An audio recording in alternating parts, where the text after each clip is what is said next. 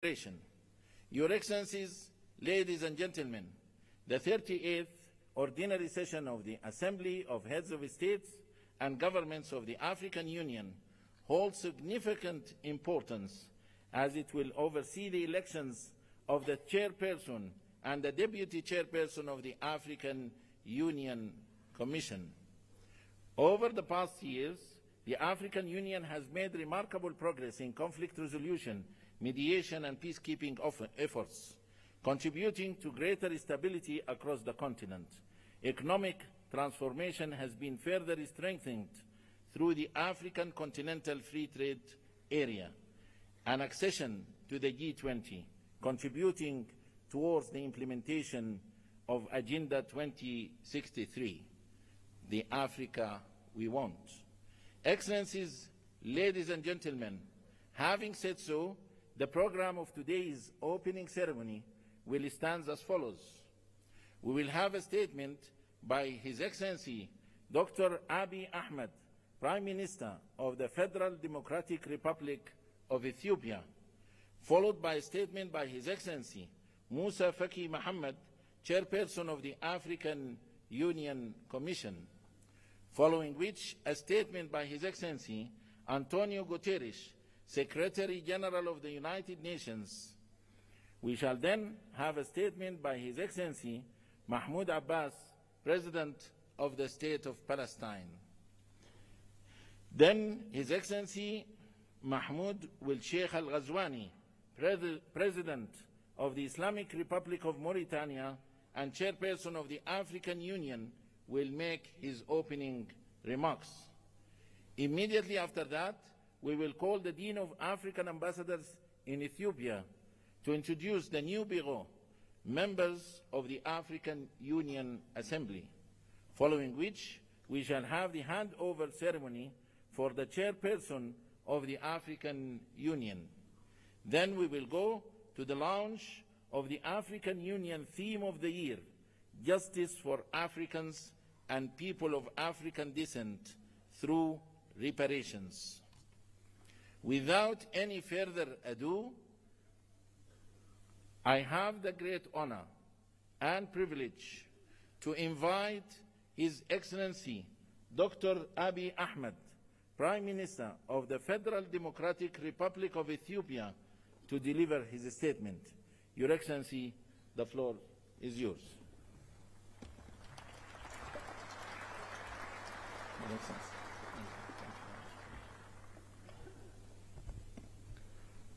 Your Excellency, President Mohammed Ould, outgoing Chairperson of the African Union, Your Excellencies, Heads of State and Government, Your Excellency Musa Faki Mohammed, outgoing Chairperson of the African Union Commission, Your Excellency Antonio Guterres, Secretary General of the United Nations, distinguished ministers, ambassadors, diplomats, ladies and gentlemen.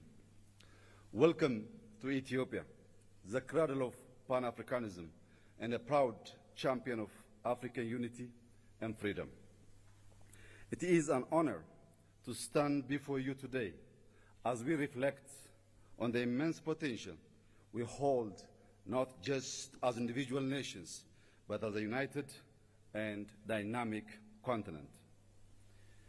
In a world marked by rapid change and multiple challenges, we find ourselves at a crossroads of uncertainty and opportunity. This moment calls upon us to strengthen our collective resolve, embrace resilience, and foster unity across Africa. The theme for this year's Assembly calls on us to heal the scars of historical injustice and overcome lingering trauma that has long hindered our progress. The demand for reparations is not about charity or financial aid. It is a call for justice. It seeks to restore the dignity of millions and heal the deep scars of poverty, inequality, and discrimination. It demands an end to the systematic exploitation of our wealth, resources, and opportunities. It also calls for a transformative process that acknowledges past harms and takes bold steps to right the wrongs caused upon us, upon society across the continent. Thank you. Thank you. Most importantly, the call for reparations requires not just words, but concrete actions to affirm the equal worth of every human being. Excellencies, ladies and gentlemen, to achieve lasting peace, justice, and prosperity, we must rise above the geopolitical tensions and the historical divisions imposed upon us by colonial borders. By fostering solidarity among all of our nations and embracing a shared destiny, we can pool our resources and talents to unlock our continent's full potential. Africa's cultural, ethnic, and linguistic diversity is a source of pride and strength upon which we must build inclusive governance and equitable development. Conflict resolution, diplomacy, and peace building must remain at the heart of our efforts. By championing African solutions to African challenges, we can secure lasting peace and stability. Let us celebrate our achievements in politics, science, economics, and arts. Strategic initiatives such as the African Continental Free Trade Area give us the tools to boost intra-Africa trade, reduce external dependency, and achieve self-reliance. With Africa's large and dynamic use, abundant natural resources, and growing technological innovations, we have all the means to ensure sustainable growth. The rapid advancement of artificial intelligence, particularly generative AI, offers unprecedented opportunities to transform our economies and societies. By collaborating in AI, fintech, renewable energy, and mobile technology, we can address shared challenges such as climate change, infrastructure gaps, and public health crisis. Africa's rich and diverse data sets are essential for training robust and inclusive AI models. This highlights the importance of African representation in shaping future technologies. However, as we embrace these advancements, it's essential to protect our data sovereignty, prevent digital exploitation, and develop homegrown AI solutions that reflect African values and contexts. As our data sets grow, so must our capacity to harness them for local and global good. When used responsibly, AI can be a powerful tool in conflict prevention, transparent governance, and inclusive development. Africa must actively participate in the global technology race to ensure we are competitive players in the evolving digital landscape, while also ensuring we benefit equitably from this technological revolution. Furthermore, Africa's voice on global issues must grow stronger, ensuring that we have a say in shaping governance frameworks and other much-needed reforms in the global order. By empowering grassroots movements, youth networks, and educational programs focused on digital literacy and technological innovation, we can inspire the next generation.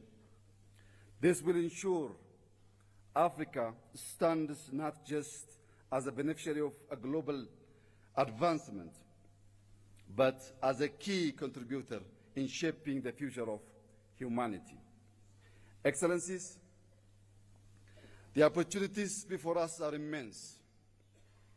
Ethiopia is determined to prosper, guided by a vision of vibrant democracy, sustainable economic growth, rich cultural heritage, social progress, and a deep commitment to environmental regeneration. To realize this goal, we have laid out a pragmatic roadmap rooted in the transformative principles of Madamar. Madamar, an Amharic term loosely translated as synergy, is our guiding philosophy. It is a homegrown ideology that promotes prosperity, unity, sovereignty, security, and national dignity. At its core, Madamar encourages social and economic advancement, celebrates diversity, and nurtures a spirit of community grounded in Ethiopia's rich culture, spirituality, and values. Reflecting on the progress of the past 5 years and building on the vision of Madamar, Ethiopia has made remarkable strides. Despite inheriting a nation deeply divided along ethnic lines, burdened by substantial debt, and facing numerous internal challenges, we have moved forward with determination. At the same time, we navigated a complex and ever-changing regional and international landscape. Yet, through resilience and cooperation, we continue to move closer to the realization of our shared vision of prosperity. Our achievements speak for themselves. Allow me to share a few highlights. We have reformed our political system, transforming into an inclusive multi-party framework that reflects the diversity of our nation. To deepen these reforms and foster cohesion, reconciliation, and peace, we are undertaking a national dialogue. On the economic front, we have built a resilient and diverse economy. Over the past 5 years, we have doubled our cultivated land, increasing crop production to nearly 700 million quintals, with the wheat accounting for 40% of this total. These efforts have strengthened food security and driven rural development. Today, Ethiopia is the largest wheat producer in Africa.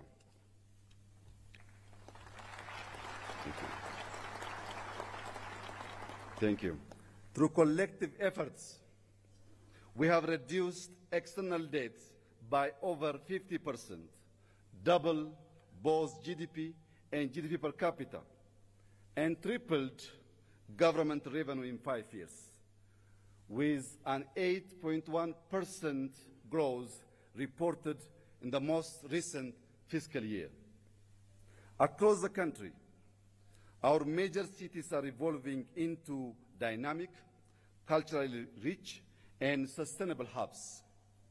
In education, we have established 40,000 kindergartens and primary schools to boost early childhood education. Additionally, we have launched a program to train 5 million coders to strengthen our digital economy. Furthermore, we strive to honor our heritage by restoring national sites, developing tourist destinations, and reclaiming cultural artifacts, fulfilling our duty as the guardians of our nation's treasures. These accomplishments reflect the unwavering spirit and resilience of the Ethiopian people and underscore our firm commitment to advancing Ethiopia's future. With its focus on unity, cooperation, innovation, and shared progress, Maddamar can serve as a guiding framework for our Pan-African agenda. By embracing its principles, we can forge a path toward a more just, equitable, and prosperous future for all Africans. Excellencies, ladies and gentlemen, let us march forward with determination, harnessing the limitless potential of our continent and its people. The time is now to claim our future, build a legacy of equality and prosperity, and secure dignity for all. Let us be the generation that unites the continent and our diaspora in a shared vision of justice, prosperity, and peace. To conclude, I thank our outgoing chairperson, President Mohammed Ould, for his leadership and representing our organization on the global stage. Allow me to also warmly congratulate our newly chairperson, President Joao Lorenzo, and wish him success during his tenure. I would also like to take a moment to express my heartfelt gratitude to His Excellency Moussa Faki Mohammed for his exemplary leadership as chairperson of the African Union Commission over the past 8 years.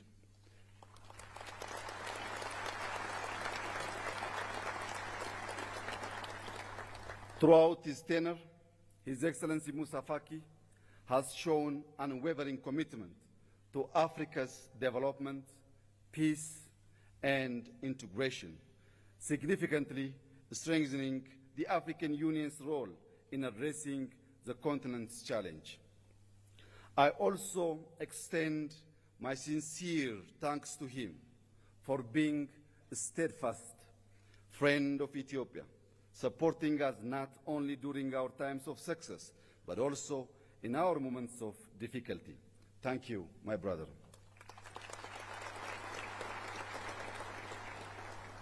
As we bid farewell to His Excellency Moussa Faki, it is with great pleasure that I extend a warm welcome to our incoming chairperson of the African Union Commission here in Ethiopia.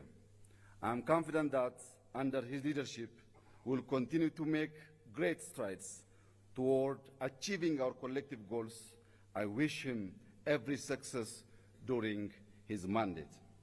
Thank you for your attention, and I wish us all a fruitful summit. God bless Ethiopia. God bless Africa. I thank you.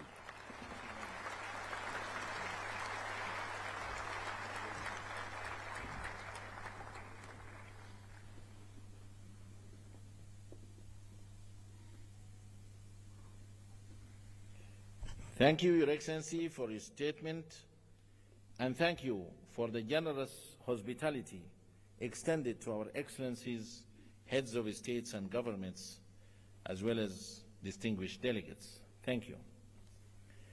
And now allow me to invite with great honor and pleasure His Excellency Moussa Faki Mohammed, Chairperson of the African Union Commission, to deliver his statement. Your Excellency.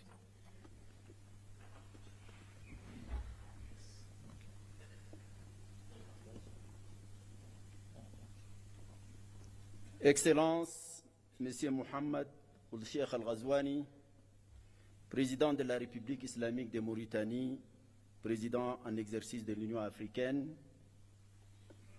Excellence Dr Abiy Ahmed, Premier ministre de la République d'Éthiopie, Excellences, Mesdames et Messieurs les chefs d'État, de gouvernement et de délégation, Excellences, Monsieur Mahmoud Abbas, Président de l'État de Palestine, ma très chère sœur amie Mia, Premier ministre de Barbados, Excellence Monsieur Antonio Guterres, Secrétaire général des Nations Unies, Mesdames et Messieurs les ministres, Dr Nkosazana Zuma, ancienne présidente de la Commission de l'Union africaine, Madame la vice-présidente, Mesdames et Messieurs les commissaires, Mesdames et Messieurs les secrétaires généraux et exécutifs des communautés économiques régionales et mécanismes régionaux, Mesdames et Messieurs les chefs exécutifs des organes et institutions spécialisées de l'Union africaine, Mesdames et Messieurs les chefs des missions diplomatiques, distingués invités, Mesdames et Messieurs. C'est à la fois avec un grand honneur et un immense plaisir que je m'adresse à vous aujourd'hui pour la dernière fois en ma qualité de président de la Commission de l'Union africaine. Je voudrais tout d'abord, puisque nous sommes encore au début de l'année nouvelle 2025, présenter à vos excellences, vos familles et vos peuples, au nom de tous les personnels de l'Union africaine, mes meilleurs vœux de santé, de prospérité et de succès. Je voudrais aussi exprimer mes sincères remerciements aux présidents en exercice avec lesquels j'ai successivement travaillé ces 8 dernières années. J'ai nommé dans l'ordre de leur présidence Alpha Condé, Paul Kagame, Abdel Fattah al-Sisi, Cyril Ramaphosa, Antoine Félix Tshisekedi, Macky Sall, Azali Assoumani et Mohamed Ould-Cheikh Al-Ghazouani. En cet instant de remembrance, je ne peux oublier le président Idriss Déby Itno, paix à son âme, qui, en africaniste convaincu, a eu l'initiative de ma candidature à la tête de la Commission et qui s'est investi sans compter pour un tel destin pour moi. Sa mort tragique a été ma plus atroce douleur de ce double mandat.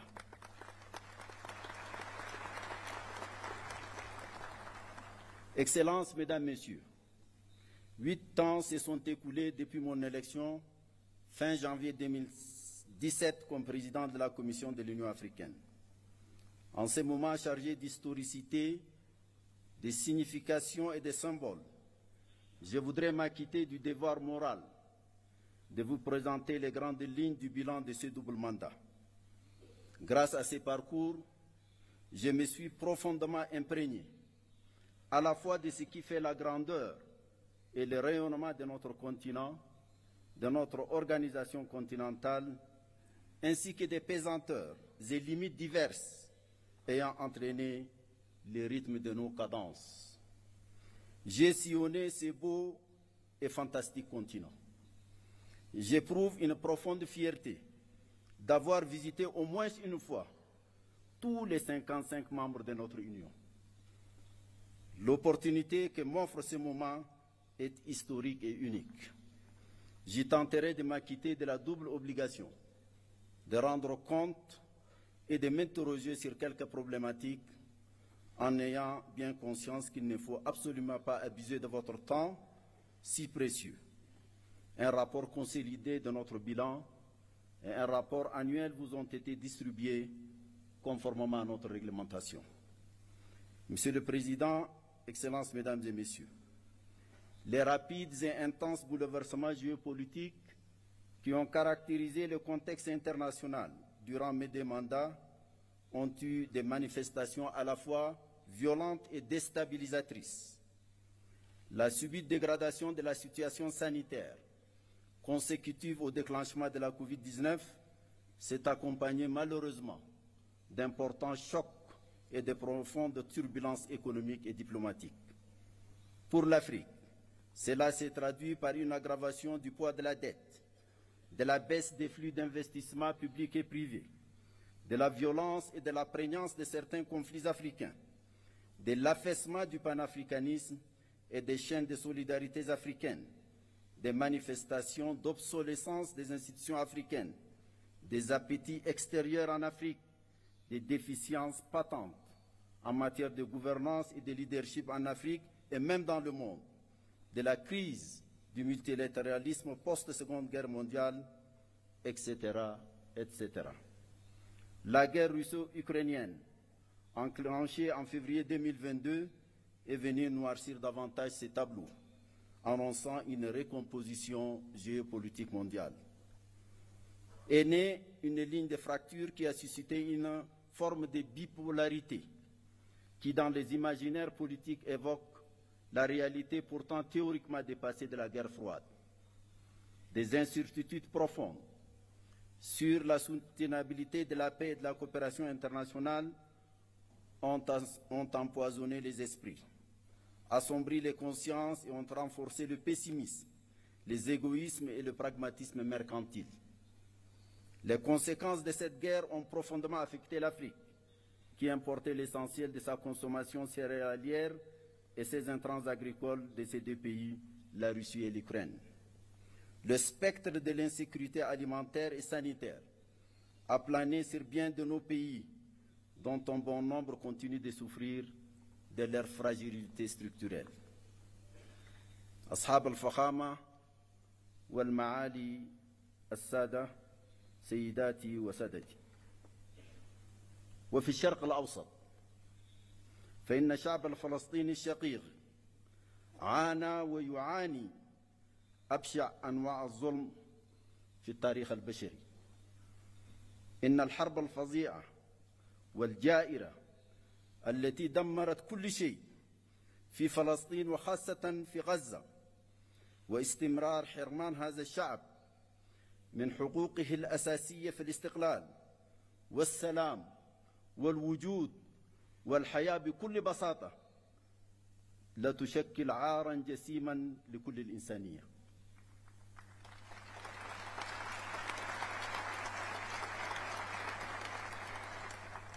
ورغم ذلك كله ظل الشعب الفلسطيني البطل صامدا، كما ظل الاتحاد الإفريقي في جانبه بكل قوة وحزم. هنيئا لك يا أخي الرئيس أبو مازن. Ces paysages d'apocalypse qu'offre aujourd'hui la Palestine, la bande et la population de Gaza en particulier, après plus d'une année de guerre destructrice de toute forme de vie et de biens, continue de se dérouler dans le silence presque total des puissances du monde, si ce n'est l'appel par certains à la déportation systématique des Palestiniens hors de leur terre. C'est le comble. C'est vraiment le comble. Ce drame inouï pèse aujourd'hui, malgré le cessez-le-feu et la libération des otages et prisonniers, facilité par le Qatar, l'Égypte et les États-Unis, sur la conscience universelle et questionne profondément sur notre humanité. Les taux de la mondialisation avancée, étouffante, déshumanisée, ne laissent point l'Afrique en dehors de l'élite hégémonique qui se déroule loin de sa terre. Bien au contraire, le continent en subit les débordements et fragmentations que traduisent les conflits par procuration, des soutiens des puissances extérieures à peine voilées aux parties belligérantes sur le continent, des expansions du terrorisme et de l'extrémisme violent, des poursuites de la guerre ravageuse au Soudan, à l'est de la République démocratique du Congo, des divisions de la Libye dont je salue l'adoption hier ici même de la charte de réconciliation. Félicitations à vous, Monsieur le Président Danouis Sassou Nguesso.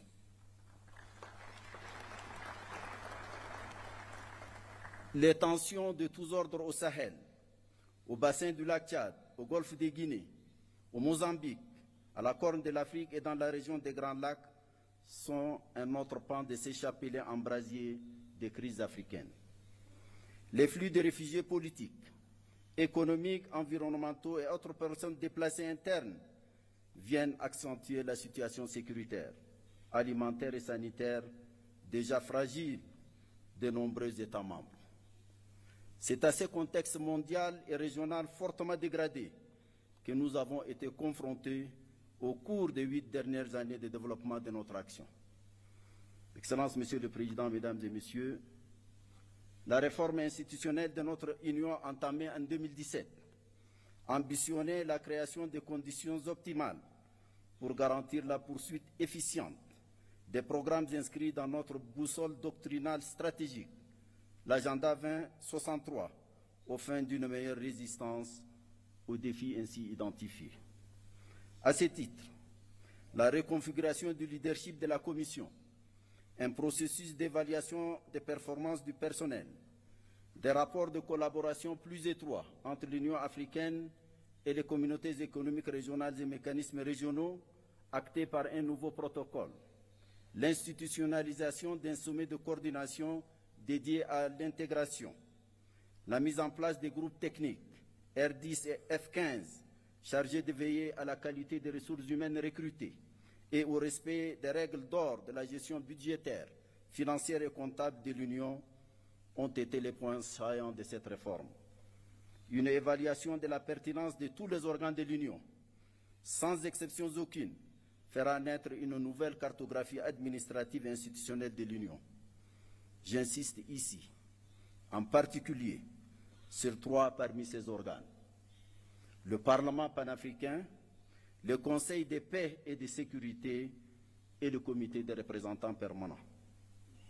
Le mouvement d'ensemble de la réforme, avec ses ombres et lumières, confirme sa pertinence et sa nature nécessairement progressive à se déployer sur le long terme. C'est une exigence d'adaptation perpétuelle des structures de notre Union aux évolutions qui caractérisent le monde. Je voudrais ici remercier les présidents Paul Kagame et William Ruto pour leurs remarquables efforts pour faire avancer cette réforme. Monsieur le Président, Mesdames et Messieurs, l'évaluation de la première décennie de mise en œuvre de l'agenda 2063, couvrant la période allant de 2014 à 2023, révèle les progrès sectoriels accomplis dans notre marche vers la construction de l'Afrique que nous voulons. Il est crucial d'en tirer les vraies leçons et de procéder aux ajustements pertinents subséquents. Dans le domaine de la santé, c'est une approche holistique, traduite sur le terrain à travers des actions auréolées de succès. Avec la survenance de la pandémie de la Covid-19, Africa CDC s'est affirmée comme l'instrument le plus efficace de la lutte contre toutes les maladies. La préoccupante question du financement de la santé continue de nous préoccuper. 2 mécanismes de financement de la couverture sanitaire universelle et celle de la lutte contre la malnutrition sur le continent ont été conçus. Grâce au Centre africain des vaccins vétérinaires, PANVAC, dont le nouveau laboratoire de production de vaccins a été inauguré en février 2024, une avancée significative dans le domaine de l'élevage, de la santé animale et du développement socio-économique a été réalisée. L'Agence africaine des médicaments, AMA, a commencé l'installation de son siège à Kigali et ses activités sont sur la rampe de lancement. La médecine traditionnelle a bénéficié de l'élaboration de 2 plans décennaux, le dernier courant de 2025 à 2035. Le champ de l'éducation a été animé par la volonté de concevoir un nouveau système éducatif pensé en fonction des exigences d'un monde où l'enjeu majeur est devenu la compétition autour de l'innovation scientifique, technologique et maintenant par l'intelligence artificielle. C'est en cohérence avec cette âme que des stratégies diverses et complémentaires ont été développées, notamment lors de la conférence de Nouakchott de l'année 2024, initiée par la présidence en exercice la Mauritanie, en collaboration avec la Commission de l'Union africaine et d'autres partenaires, dont l'UNICEF et l'UNESCO en particulier. La centralité des problématiques genre et jeunesse a été affirmée. Les envoyés spéciaux femmes et jeunes se sont bien implantés dans l'univers institutionnel du leadership de l'organisation. Tout au long des 8 années de ces doubles mandats, bien d'autres domaines cruciaux ont retenu toute l'attention qu'ils méritent, de par leur importance pour le développement socio-économique de l'Afrique. Qu'il s'agisse de notre vision sur les questions minières, du programme détaillé de l'agriculture et de l'économie bleue, du développement des infrastructures et de l'énergie, du changement climatique avec l'adaptation et la résilience climatique du continent, de l'intégration régionale à travers la mise en œuvre de la zone de libre-échange continentale africaine, de l'opérationnalisation effective du Fonds de la paix qui a dépassé l'objectif de 400 millions de dollars, du traitement des crises humanitaires dont l'Afrique est l'épicentre avec la mise en place de l'Agence africaine humanitaire, du renforcement de la visibilité de l'Union africaine à travers notre partenariat avec les Nations unies. Tous ont été au centre de notre entreprise collective. Je profite de l'occasion pour rendre ici un hommage tout particulier à un artisan majeur de ces partenariats. J'ai nommé Antonio Guterres, un grand ami de l'Afrique. Merci Antonio.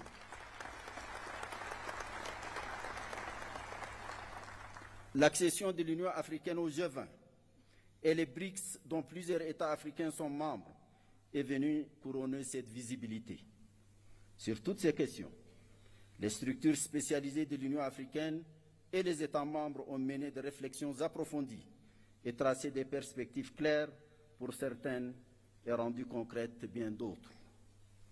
Monsieur le Président, Excellences, Mesdames et Messieurs, il y a quelques mois, j'ai adressé à vos Excellences une lettre relative à quelques urgences centrales dans le devenir de notre Union et de ses capacités de réaliser au mieux possible nos objectifs. Je pense ici d'abord au Conseil de paix et sécurité, évoqué plus haut. Son rôle devrait s'accomplir sur la base des textes qui régissent son fonctionnement, dont il tire la force et la légitimité de concevoir, d'encadrer les questions prégnantes de notre sécurité collective et d'imposer, si nécessaire, les sanctions requises le cas échéant. Il est fort regrettable que ces décisions soient parfois contraires à nos principes et lorsqu'elles ne le sont pas, restent souvent lettre morte.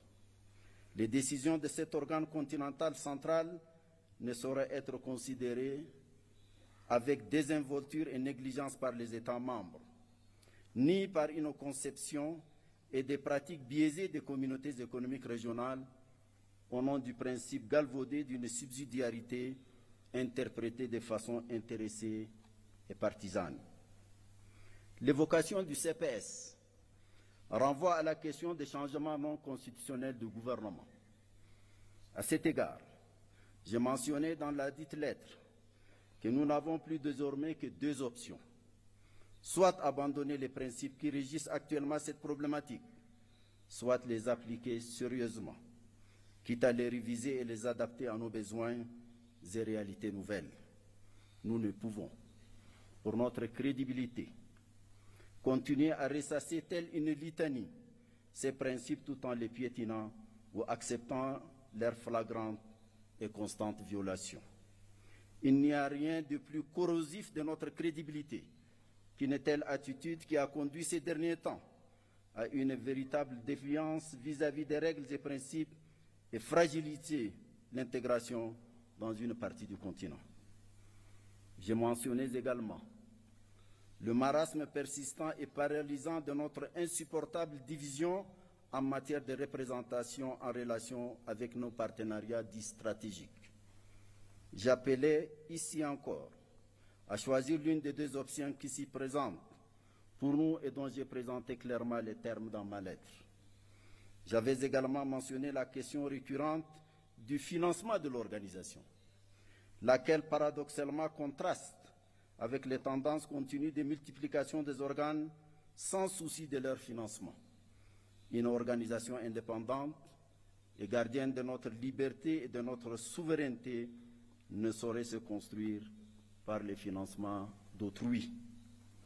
J'avais également soulevé la réduction privative d'initiative du président de la Commission de l'Union africaine et appelé à son harmonisation avec les obligations légales et coutumières qui s'imposent désormais à lui. En somme, l'essence de ma correspondance est simple et peut-être brutale. C'est la question d'être dignement ou ne pas être de notre organisation, placée devant une terrible conjugaison de facteurs de complexité. Ce sont toutes ces questions auxquelles vous faites face aujourd'hui que j'ai voulu pudiquement poser dans ma lettre. Allons-nous enfin, ouvrir les yeux sur le sort de notre organisation ou alors continuer à la laisser se lamenter et gémir. Excellences, Monsieur le Président, Excellences, Mesdames et Messieurs, c'est une vérité banale aujourd'hui d'affirmer que les concepts et les instruments juridiques servant de cadre d'analyse des dynamiques de la politique internationale contemporaine sont périmés. Ils ont perdu leur vertu à la fois structurante et explicative des phénomènes mondiaux actuels. Un tel constat explique pourquoi les débats portent aujourd'hui sur les modalités d'avènement d'une nouvelle gouvernance économique et politique mondiale. L'Afrique ne peut rester muette et inactive. Elle doit impérativement se jeter dans la bataille pour se tailler sa place propre dans les configurations en cours de recomposition. Ce n'est pas facile. Cela demandera de l'ingéniosité, de la créativité, de la méthode, du courage. Plus généralement, cela demandera une vraie rédemption pour un réveil de la conscience et de l'âme du panafricanisme. Celui de la conscience de notre africanité, celui de la fierté de notre africanité, celui de l'attachement à notre africanité, celui du rejet de notre dépersonnalisation et de notre servilité nihiliste, de notre identité et de notre être.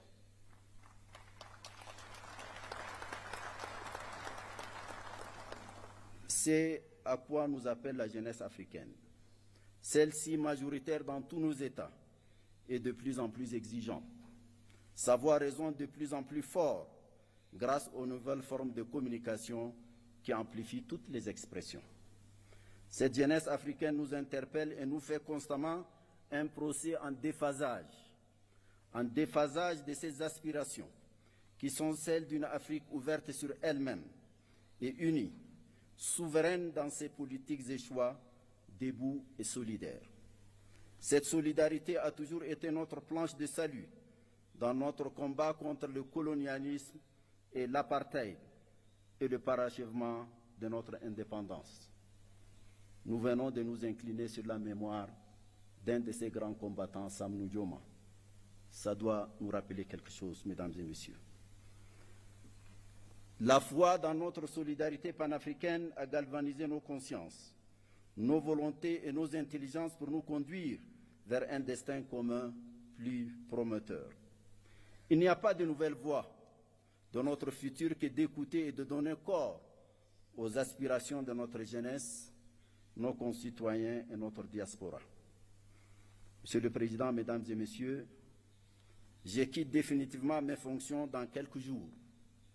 J'avoue que je me sens envahi par un doux sentiment de liberté qui m'autorise ces quelques mots venant du cœur.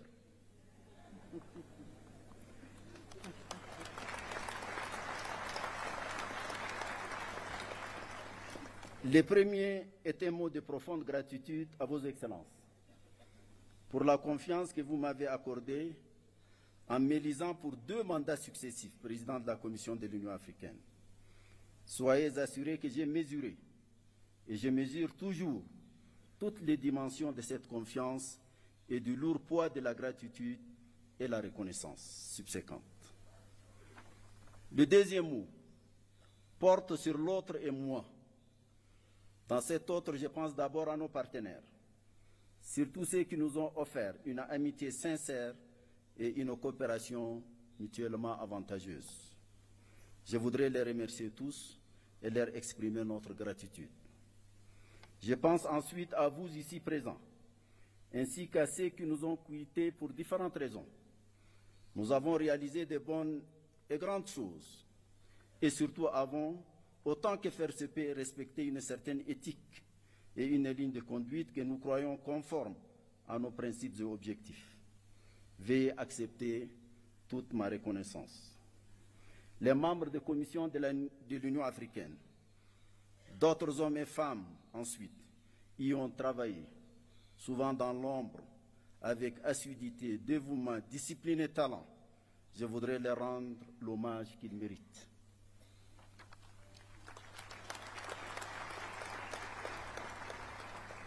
Le troisième mot est relatif à mes propres limites. J'ai tant voulu faire vite et mieux au cours des 2 mandats que vous m'avez confiés. Je sais que je n'ai pas tout fait. Peut-être ai-je sous-estimé la lourdeur de la tâche et le poids des pesanteurs. Je sais que j'ai peut-être commis des erreurs. Je ne devrais peut-être pas dire peut-être. J'ai certainement commis des erreurs. Peut-être ai-je ici ou là faibli ou m'étais trompé et manqué des occasions de faire mieux. Je voudrais m'en excuser et demander pardon si mes manquements ont causé un quelconque tort individuel ou collectif.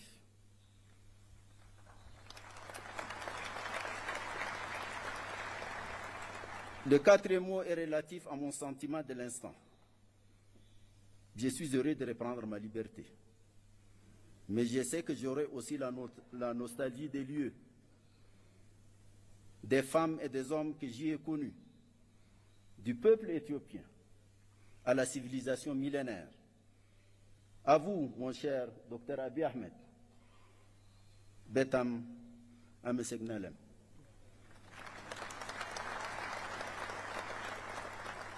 Peut-être faudra-t-il écrire l'histoire de tout cet enchevêtrement de sentiments et de sensations.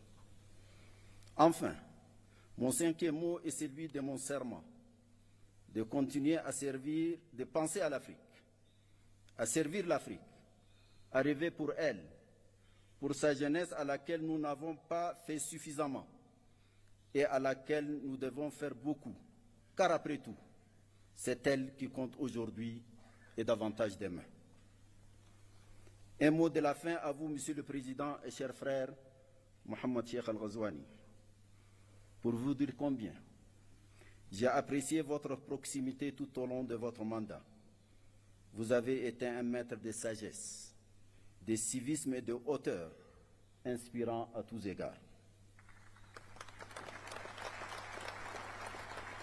À vous, Monsieur le Président et cher frère João Lourenço, je me permets de souligner que la force tranquille que vous symbolisez me rassure sur une présidence en exercice de sérieux et de substance. Puissiez-vous tous les deux en particulier, et nous tous, avoir une pensée agissante pour les grands prisonniers du Sahel, le président Mohamed Bazoum, dont rien ne justifie l'interminable détention. Il doit être libéré sans condition. Plein succès à notre sommet, plein succès à notre prochain leadership. Je vous remercie.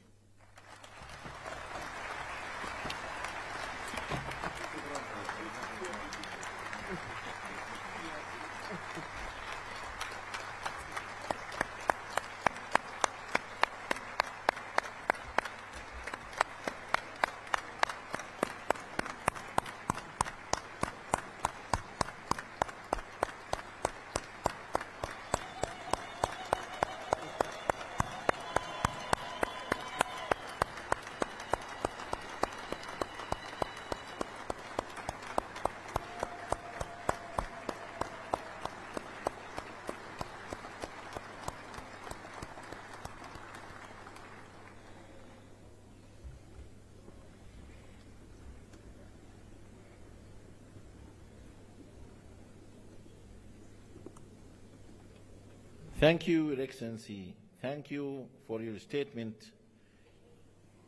Thank you for your unwavering commitment.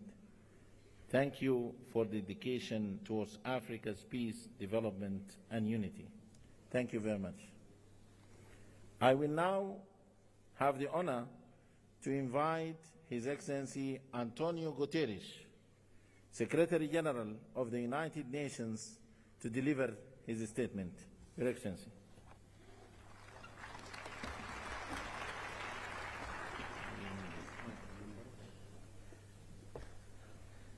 Monsieur le Président de l'Union africaine, Excellences, Excellencies, ladies and gentlemen, all protocol observed.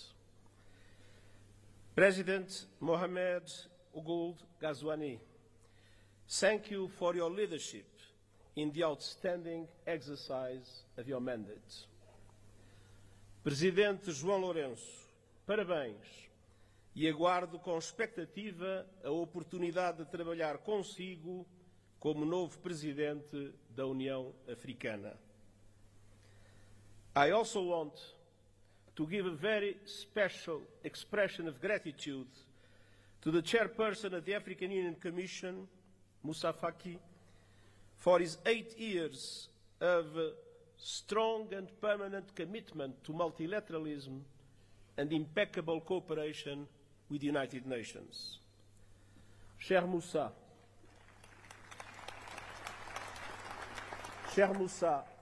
travailler avec toi est un privilège, un plaisir et un honneur. Excellencies, the partnership between the African Union and the United Nations has never been stronger. Together, we see an Africa booming with hope and possibility. You have a booming, enterprising population, including the largest number of young people in the world. The African continental free trade is poised to turbocharge the region's economy, and calls to address the legacies of colonialism and slavery are growing louder, as reflected in your team this year, and as reflected in the leadership of so many passionate voices for the liberation of Africa, such as the great Dr. Sam Nujoma of Namibia, whose life we celebrate and whose loss we mourn. The world must never forget that Africa is the victim of two colossal and compounded injustices. First, the profound impact of colonialism and the transatlantic slave trade. The roots stretch back centuries, and the bitter fruit continues to affect Africans and people of African descent to this day. Decolonization alone in itself was not a panacea. Political independence did not free countries from structures based on exploitation and decades of economic, social, and institutional underinvestment. It is high time for reparatory justice frameworks to be put in place. Second, Africa was under colonial domination when today's multilateral system was created, and that injustice endures. Look no further than the United Nations Security Council. There is no excuse that Africa still lacks permanent representation in the 21st century. I will keep working with the African Union and all member states to ensure the representation Africa needs and the justice you deserve, including with 2 permanent members of the Security Council. And we will keep pressing together for an international financial architecture that is no longer outdated, dysfunctional, and unfair. Correcting age-old injustices is essential to address here and now challenges.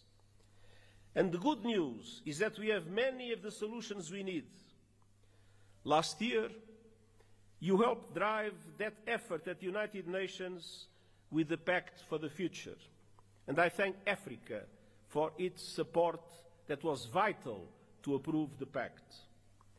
Our task now is to make those commitments a reality.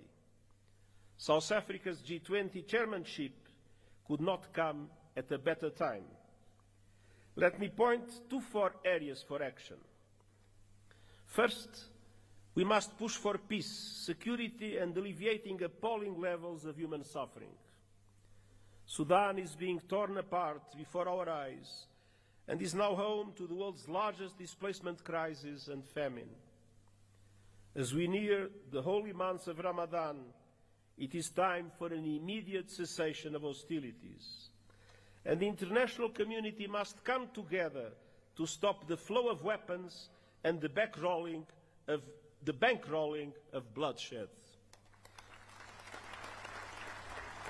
In the Democratic Republic of the Congolese people have been suffering yet again from a brutal cycle of violence. And the fighting that is raging in South Kivu as a result of the continuation of the M23 offensive threatens to push the entire region over the precipice. Regional escalation must be avoided at all costs. There is no military solution. The deadlock must end, the dialogue must begin, and the sovereignty and territorial integrity of the DRC must be respected. The conclusions of the recent joint EAC-SADC summit offer a way forward, with a renewed call for an immediate ceasefire and new momentum for regional efforts based on the Luanda and Nairobi processes. Now is the time for swift implementation.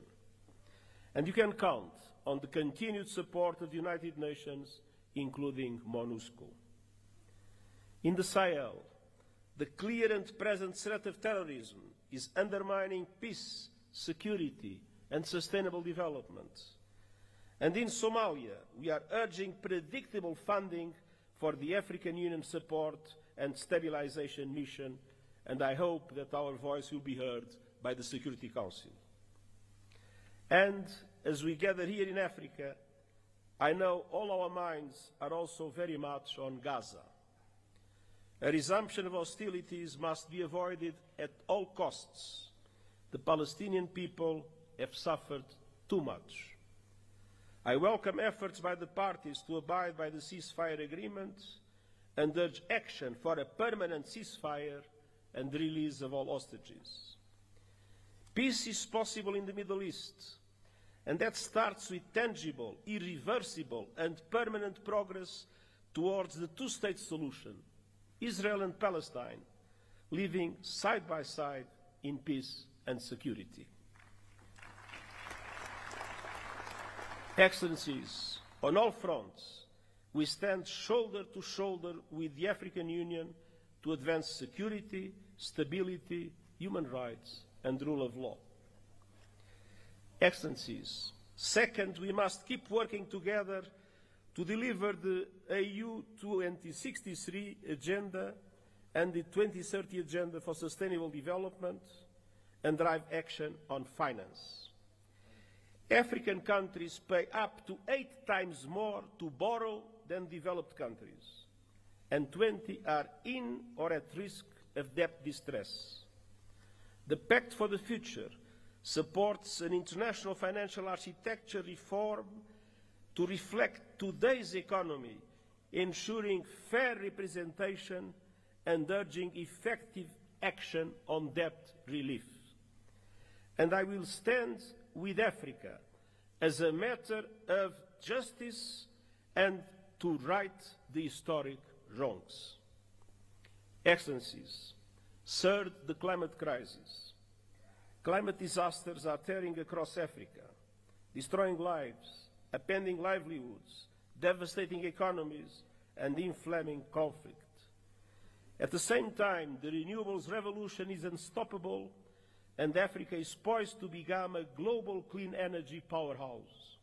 Yet, today, Africa receives just 2% of global renewables investment.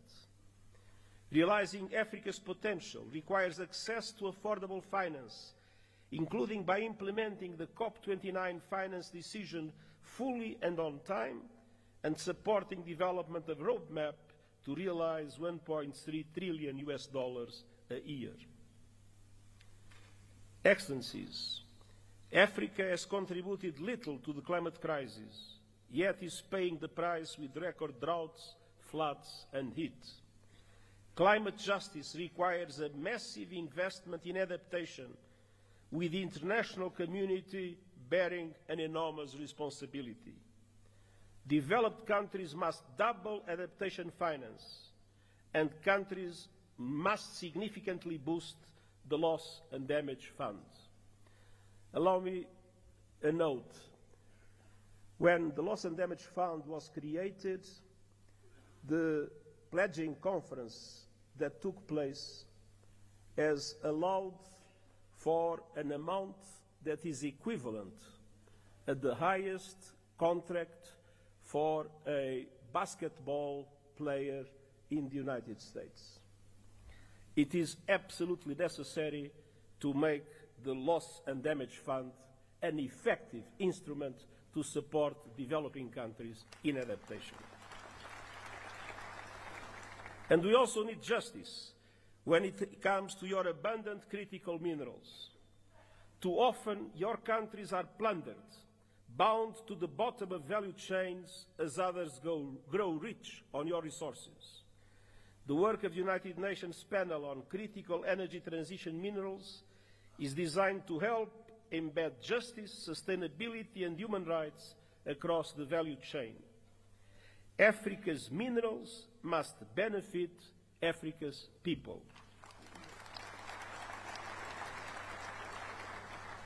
Excellences, enfin, nous devons agir dans le domaine des nouvelles technologies, notamment l'intelligence artificielle. Près de 2/3 de la population africaine sont privés d'un accès fiable à l'Internet. Nous avons une responsabilité historique, faire en sorte que l'intelligence artificielle profite à l'humanité tout entière et pas seulement à quelques privilégiés, États et compagnie. Le pacte numérique mondial partage les ambitions du pacte numérique africain. Connectivité universelle, renforcement des capacités et une gouvernance responsable de l'intelligence artificielle. Je présenterai bientôt un rapport sur les modèles innovants de financement volontaire et les initiatives de renforcement des capacités afin d'aider les pays du Sud global à exploiter l'intelligence artificielle pour le bien commun. Ensemble, assurons-nous que les promesses seront tenues. Excellences, l'Union africaine et l'ONU sont unis et déterminés à rendre justice à votre continent sans laisser personne de côté. Nous disposons de bases solides pour aller de l'avant. Alors, ensemble, concrétisons ces engagements. Et permettez-moi de dire une dernière phrase dans ma langue maternelle. Digamos com uma só voz, viva África!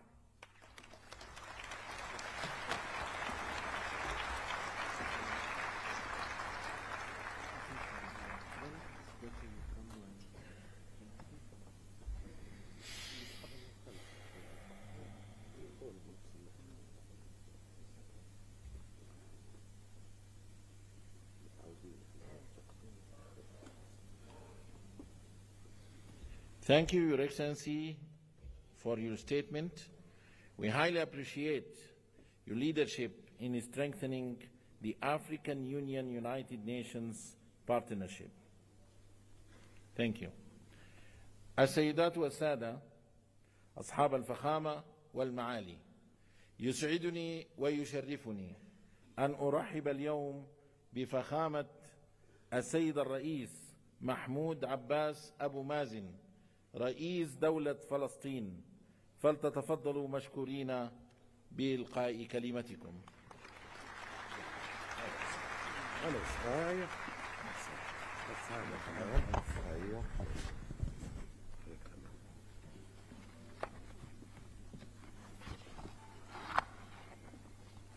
بسم الله الرحمن الرحيم.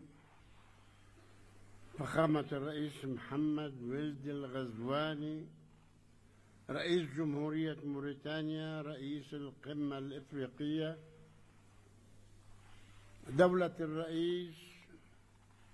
رئيس الوزراء الأثيوبي السيد آبي أحمد، معالي السيد محموسة فكي رئيس مفوضية الاتحاد الإفريقي، معالي السيد أنطونيو غوتيريش الأمين العام للأمم المتحدة، أصحاب الفخامة والمعالي الحضور الكريم، السلام عليكم ورحمة الله وبركاته. نود في البداية أن نقدم التهنئة لفخامة الرئيس جواو لورينسو رئيس جمهورية أنغولا على توليه رئاسة الاتحاد الإفريقي للعام 2025، متمنين له التوفيق والنجاح. والشكر موصول لفخامة الرئيس محمد ولد الغزواني على رئاسته للدورة السابقة للاتحاد. ويسعدني أن ألتقي بكم مجددا وباسم الشعب الفلسطيني الذي يحمل في قلبه تقديرا عميقا لشعوب وقيادات دول إفريقيا التي نفتخر بصداقتها، والتي كانت ولا تزال داعما مخلصا لنضالنا العادل من أجل الحرية والاستقلال. القادة ورؤساء الوفود، في الوقت الذي نعمل فيه ومعنا دول العالم ومنظماته الدولية لتثبيت وقف إطلاق النار وتقديم المزيد من المساعدات الإنسانية وتولي دولة فلسطين مهامها في قطاع غزة ومساعدة النازحين للعودة إلى مناطقهم وتأمين مقومات الحياة لشعبنا الأصيل في قطاع غزة والتجهيز لإعادة الإعمار،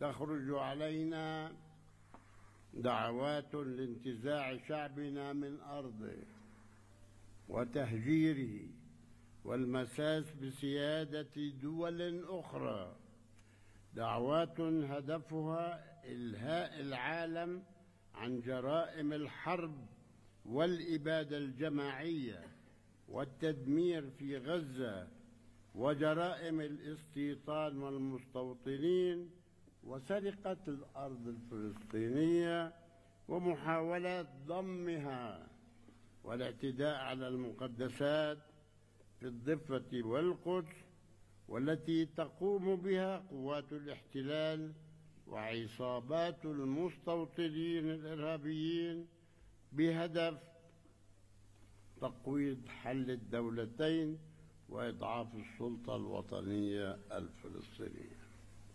اليوم يعيش في قطاع غزة 2,300,000 فلسطيني، منهم 1,500,000 لا نصف المليون لاجئ، 1,500,000 لجأوا الذين طردوا من أرضهم في عام 48 وتعرضوا خلالها إلى أكثر من 50 مجزرة على أيدي العصابات الصهيونية الإرهابية. والمكان الوحيد إذا أراد الأمريكان حلا، المكان الوحيد الذي يجب عودتهم إليه هو مدنهم وقراهم التي هجروا منها إبان النكبة تنفيذا للقرار الأممي 194 الذي يدعو إلى عودة اللاجئين الفلسطينيين إلى مدنهم وقراهم التي هجروا منها وتعويضهم عن كامل الأضرار التي ألحقت بهم. إننا نؤكد على رفضنا الكامل والمطلق لأية دعوات تهدف لتهجير شعبنا الفلسطيني من وطنه، والتي من شأنها إبقاء المنطقة في دائرة العنف بدلا من الذهاب لصنع السلام.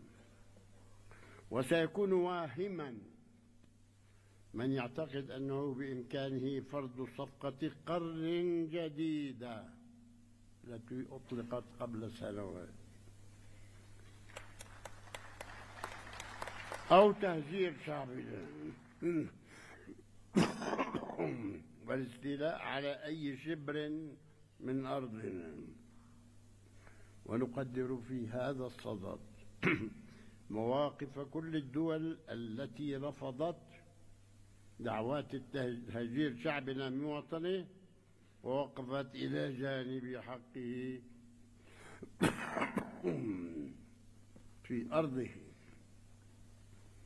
مثمنين عاليا موقف الاتحاد الإفريقي ودوله الأعضاء في هذا الشأن.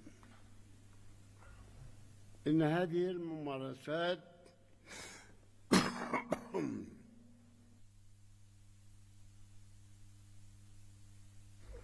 الاستعمارية الإسرائيلية تتطلب إجراءات عاجلة من المجتمع الدولي ومجلس الأمن قبل تفشي قوى التطرف التي تعمل على دفن حل الدولتين.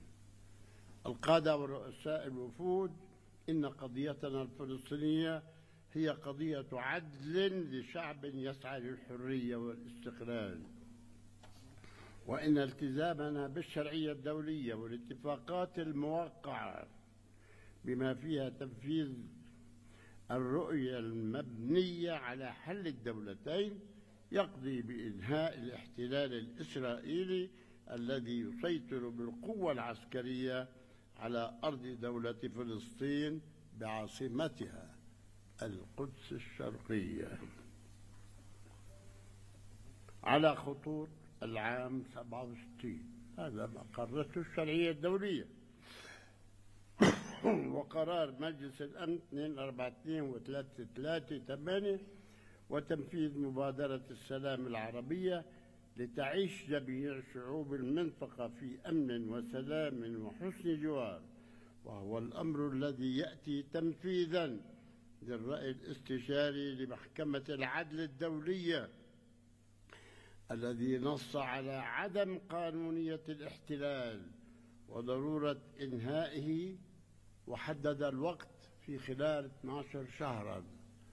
المحكمة الدولية قررت 12 شهر يجب عليه أن ينتهي وفق قرار الجمعية العامة للأمم المتحدة وعقد مؤتمر الأطراف السامية المتعاقدة على اتفاقية جنيف الشهر المقبل. وندعو بهذه المناسبة دول الاتحاد الأفريقي للمشاركة في هذا المؤتمر الهام.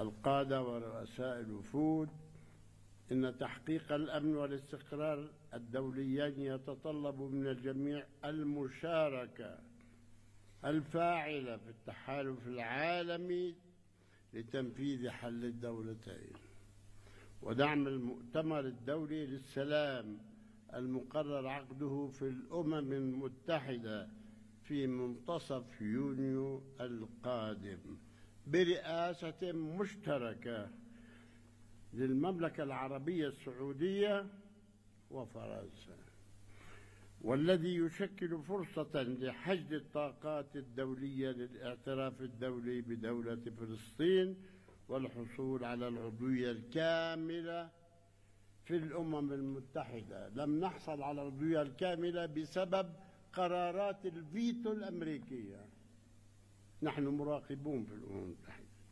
وتنفيذ حل الدولتين المبني على الشرعية الدولية. إن انعقاد القمة الإفريقية تحت عنوان العدالة للأفارقة والأشخاص من أجل الإفريقي من خلال التعويضات يعكس التزامكم الأصيل بالعدالة كقيمة إنسانية عالمية، وهو التزام نرى صداه في دعمكم الدائم للشعب الفلسطيني الذي لا زال يرزح تحت الاستعمار الوحيد المتبقي من مخلفات الاستعمار البغيض.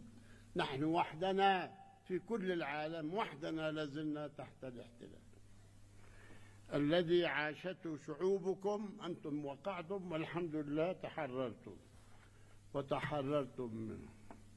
ختاما نجدد شكرنا للاتحاد الافريقي ودوله الأعضاء على دعمهم الثابت لنضال الشعب الفلسطيني لنيل حريته واستقلاله، متمنين النجاح والتوفيق لأعمال قمتكم ومستقبلا مشرقا للقارة الإفريقية وشعوبها الحرة. والسلام عليكم ورحمة الله وبركاته.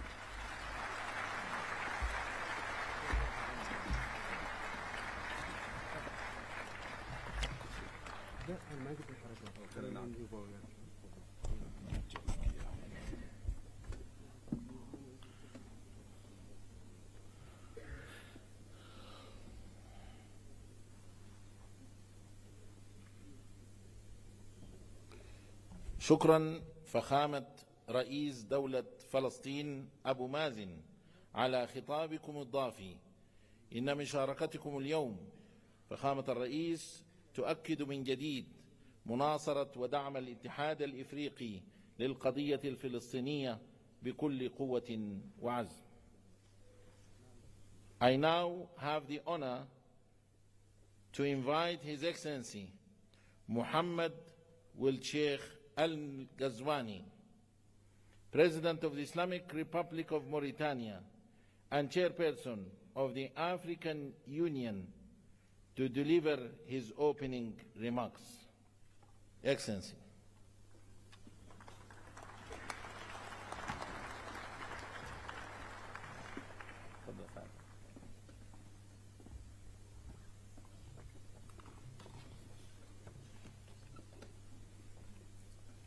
بسم الله الرحمن الرحيم، والصلاة والسلام على سيدنا محمد. أصحاب الفخامة والمعالي رؤساء الدول والحكومات، صاحب الفخامة السيد أبي أحمد رئيس الوزراء لجمهورية إثيوبيا الاتحادية الديمقراطية، معالي السيد موسى محمد معالي رئيس مفوضية الاتحاد الإفريقي، معالي السيد أنطونيو غوتيريش الأمين العام للأمم المتحدة، فخامة الرئيس محمود عباس رئيس السلطة الفلسطينية، معالي السيدة ميا موتلي رئيسة الوزراء لجمهورية بربادوس، السادة والسيدات رؤساء الوفود، السادة والسيدات الوزراء، السادة والسيدات السفراء، السادة والسيدات ضيوفنا الكرام، أود بداية أن أتوجه بجزيل الشكر للحكومة والشعب الإثيوبيين على ما اتخذوه من إجراءات لتسهيل التنظيم لمحكم لقمتنا هذه، وعلى ما أحطنا به ونحاط به دائما من عناية فائقة وكرم ضيافة أصيل في هذه المدينة العريقة، موطن ميلاد منظمتنا التي تشكل التعبير المؤسسي الأسمى عن طموحات الآباء المؤسسين وتطلعات شعوبنا الإفريقية إلى قيام إفريقيا موحدة آمنة مستقرة ومزدهرة. كما يطيب لي أن أجدد الشكر لإخوتي رؤساء الدول والحكومات الإفريقية على ما شرفوني به من رئاسة الاتحاد الإفريقي برسم السنة المنصرمة، مقدرا لهم ما منحوني إياه من قوي الدعم ودائم المساندة خلال تأديتي لهذه المهمة الجليلة. وأتوجه بنفس الشكر الجزيل إلى رؤساء الدول والحكومات والهيئات الدولية الذين حضروا بدعوة منا ليشاركونا هذا الحدث السنوي الهام في بداية سنة 2025 التي تؤشر لحقبة تحمل الكثير من الشكوك والقلق والتساؤلات. أصحاب الفخامة والمعالي، أيها السادة والسيدات، لقد صادف تشرفنا باستلام الرئاسة الدورية للاتحاد الإفريقي ظرفا دوليا وقاريا بالغ الحساسية والصعوبة، لكنه في الوقت ذاته صادف اعتماد خطتنا العشرية الثانية في سياق تنفيذ أجندة 2063، والتي تمثل الإطار العام للخطط التنموية متوسطة المدى للدول الأعضاء والمجموعات الاقتصادية الإقليمية ومختلف أجهزة الاتحاد الإفريقي. وفي اعتماد هذه الخطة العشرية دلالة جلية على صلابة إرادتنا المشتركة في تحقيق تطلعات شعوبنا إلى قيام إفريقيا التي نريدها جميعا، مهما كثرت العوائق ومهما عظمت التحديات، وإنها بحق لعظيمة. وقد كنت أوان تسلم قيادة الاتحاد الإفريقي على أتم الوعي بحجم المهمة وحساسية الظرف. فعالمنا اليوم تتصاعد فيه الأزمات المتنوعة، وتتسع فيه فضاءات التنازع، وتتكاثر بؤار التوتر بشكل هز علاقات الدول بعضها ببعض، كما هز القيم والمبادئ التي تأسس عليها النظام الدولي منذ نهاية الحرب العالمية الثانية. فبعد فترة من الهدوء ومن انتعاش المنظمات الدولية ومن الإيمان بعالم أكثر سلاما، تصدعت المرجعيات وتلاشت الآمال بعضها تلو البعض الآخر، وبدأت إعادة صياغة تدريجية للنظام الدولي بنحو لم تتضح بعد معالمه ولا مآلاته. ومنذ سنوات لم تتوقف مع الأسف إراقة الدماء، ووجد الكثير من الناس أنفسهم في وضع إنساني استعجالي. وعرف العالم مستوى من العنف والهمجية لم يشهد له نظيرا منذ الحرب العالمية الثانية، وفيما تعرضت وتتعرض له فلسطين المحتلة أوضح مصداق على ذلك. ويعقد هذا المشهد الدولي العام ويزيده قتامة ما فشى في قارتنا من حروب ونزاعات وعنف وتطرف وإرهاب. وإن لهذه الأزمات كلها القاري منها والدولي تأثيرا سلبيا عميقا على الجهود الإنمائية لقارتنا الإفريقية، التي تتشابك فيها أصلا تحديات جسيمة من قبيل الفقر والبطالة وضعف المنظومات الصحية والتعليمية وهشاشة البنية الاقتصادية عموما، ناهيك عن الآثار المدمرة للتغيرات المناخية وتفشي الإرهاب والنزاعات المسلحة التي تنسف الأمن والاستقرار وتفكك الأنسجة الاجتماعية وتلحق بالغ الضرر بالظروف المعيشية للسكان. وقد التزمنا في خطاب اختتام الدورة 37 لمؤتمر رؤساء الدول وحكومات الاتحاد الإفريقي بالعمل بجد على رفع مختلف هذه التحديات. فعملنا طوال فترة ولايتنا في احترام تام لنظم الاتحاد ولتناسق تناغم مؤسساته، وكذلك في انسجام كلي مع المفوضية والجماعات الاقتصادية الإقليمية والآليات الإقليمية، على مواصلة وتعزيز جهود السلام وحل النزاعات بالطرق التفاوضية السليمة، بدعمنا مثلا الجهود القيمة التي يقوم بها صاحب الفخامة دينيس ساسو نغيسو على رأس لجنة الاتحاد الإفريقي رفيعة المستوى حول ليبيا، وبالاتصال المنتظم مع صاحبي الفخامة بول كاغامي وفيليكس تشيكيسيدي، سعيا منا إلى وقف العنف والنزاع في جمهورية الكونغو الديمقراطية، وكذلك باحتضاننا في الجمهورية الإسلامية الموريتانية في 18 من دجنبر 2024 أعمال الاجتماع التشاوري الثالث لتعزيز تنسيق مبادرة جهود السلام في السودان، وباستقبالنا الفريق الأول عبد الفتاح البرهان رئيس مجلس السيادة الانتقالية في السودان يومي 13 و14 يناير 2025 في نواكشوط، للتداول معه حول ضرورة وقف أعمال العنف في السودان وصون سلامة شعبه وحوزته الترابية.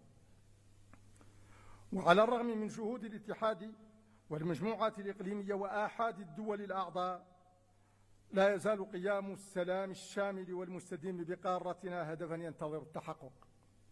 وإنني إذ أدعو إلى تنفيذ القرارات الجريئة التي اتخذتها قمة مالابو الاستثنائية في مايو 2022 لمعتقد حقا بضرورة مساءلة هيكل السلم والأمن الإفريقي في اتجاهات 4: التناغم واستدامة التمويل والتفعيل والشمول، وكذلك من حيث ملائمته لطبيعة التحديات الأمنية الراهنة والتغيرات اللادستورية الطارئة.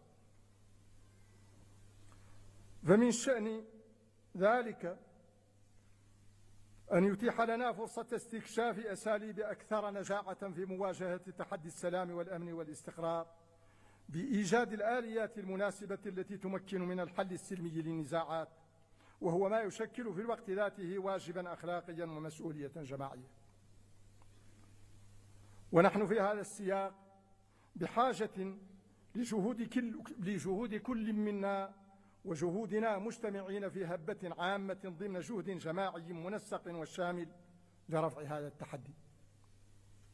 أصحاب الفخامة والمعالي، أيها السيدات والسادة،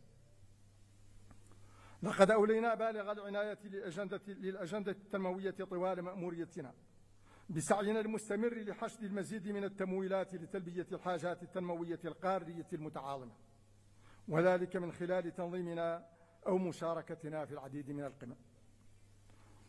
فقد نظمنا مع صاحب الفخامة السيد ويليام صامويل روتو في إبريل 2024 قمة نيروبي لدعم دورة التمويل 21 للمؤسسة الدولية للتنمية، وعززنا عملية الدعم هذه مع صاحب الفخامة ألاسان واترا أثناء القمة الاقتصادية رفيعة المستوى التي انعقدت بأبيجان أكتوبر 2024، ومثلت لحظة هامة في عملية التجديد 21 لموارد هذه المؤسسة. وقد أسفرت جهود الدعم والمناصرة هذه عن تجديد موارد المؤسسة الدولية للتنمية بمستوى غير مسبوق وصل 100 مليار دولار. كما شاركنا في أعمال القمة الإفريقية الكورية، وحصلنا خلالها على زيادة كبيرة من الأموال الكورية الموجهة نحو المساعدة الإنمائية، والتي ارتفع حجمها بالنسبة لإفريقيا من 5.5 مليار دولار إلى 10 مليارات دولار، علاوة على مبلغ 14 مليار دولار مخصصة لتمويل الصادرات دعما للشركات المستثمرة في قارتنا. ينضاف لذلك ما أسفرت عنه النسخة الرابعة من قمة التعاون الصيني الإفريقي على مستوى الرؤساء من إعلان تخصيص جمهورية الصين الشعبية 50 مليار دولار لدفع عجلة التنمية في قارتنا. وبالموازاة مع الجهد المبذول في سبيل تعبئة الموارد، حرصنا خلال مشاركتنا في قمة مجموعة السبع بإيطاليا في يونيو 2024، وقمة مجموعة بريكس في روسيا الاتحادية أكتوبر 2024، وقمة مجموعة العشرين في البرازيل نوفمبر 2024، وغيرها من المحافل الأخرى، على تأكيد ضرورة حل مشكل المديونية التي تعيق بقوة جهودنا التنموية، وعلى مراجعة نظام المساعدة العمومية الإنمائية القائم لقصوره عن تحقيق الأهداف المبتغاة منه، مطالبين باستحداث ميثاق جديد لتمويل التنمية يكون أكثر مرونة واستدامة، ويضمن للدول الأقل نموا نفاذا سلسا ومنصفا لتمويلات تناسب أولوياتها. كما دأبنا على المطالبة بتحسين تمثيل القارة في المؤسسات المالية المعددة الأطراف لضمان مراعاة حاجاتها الإنمائية الملحة في الأجندة التنموية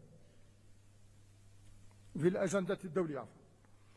وإن الغاية من العمل على تعبئة الموارد في الأساس دفع عجلة التنمية لتعزيز قدرة قارتنا على تحويل إمكاناتها ومواردها الهائلة إلى تنمية مستديمة فعلية ترفع التحديات التي تواجهها والتي عمقتها الأزمات الاقتصادية والأمنية والصحية والمناخية.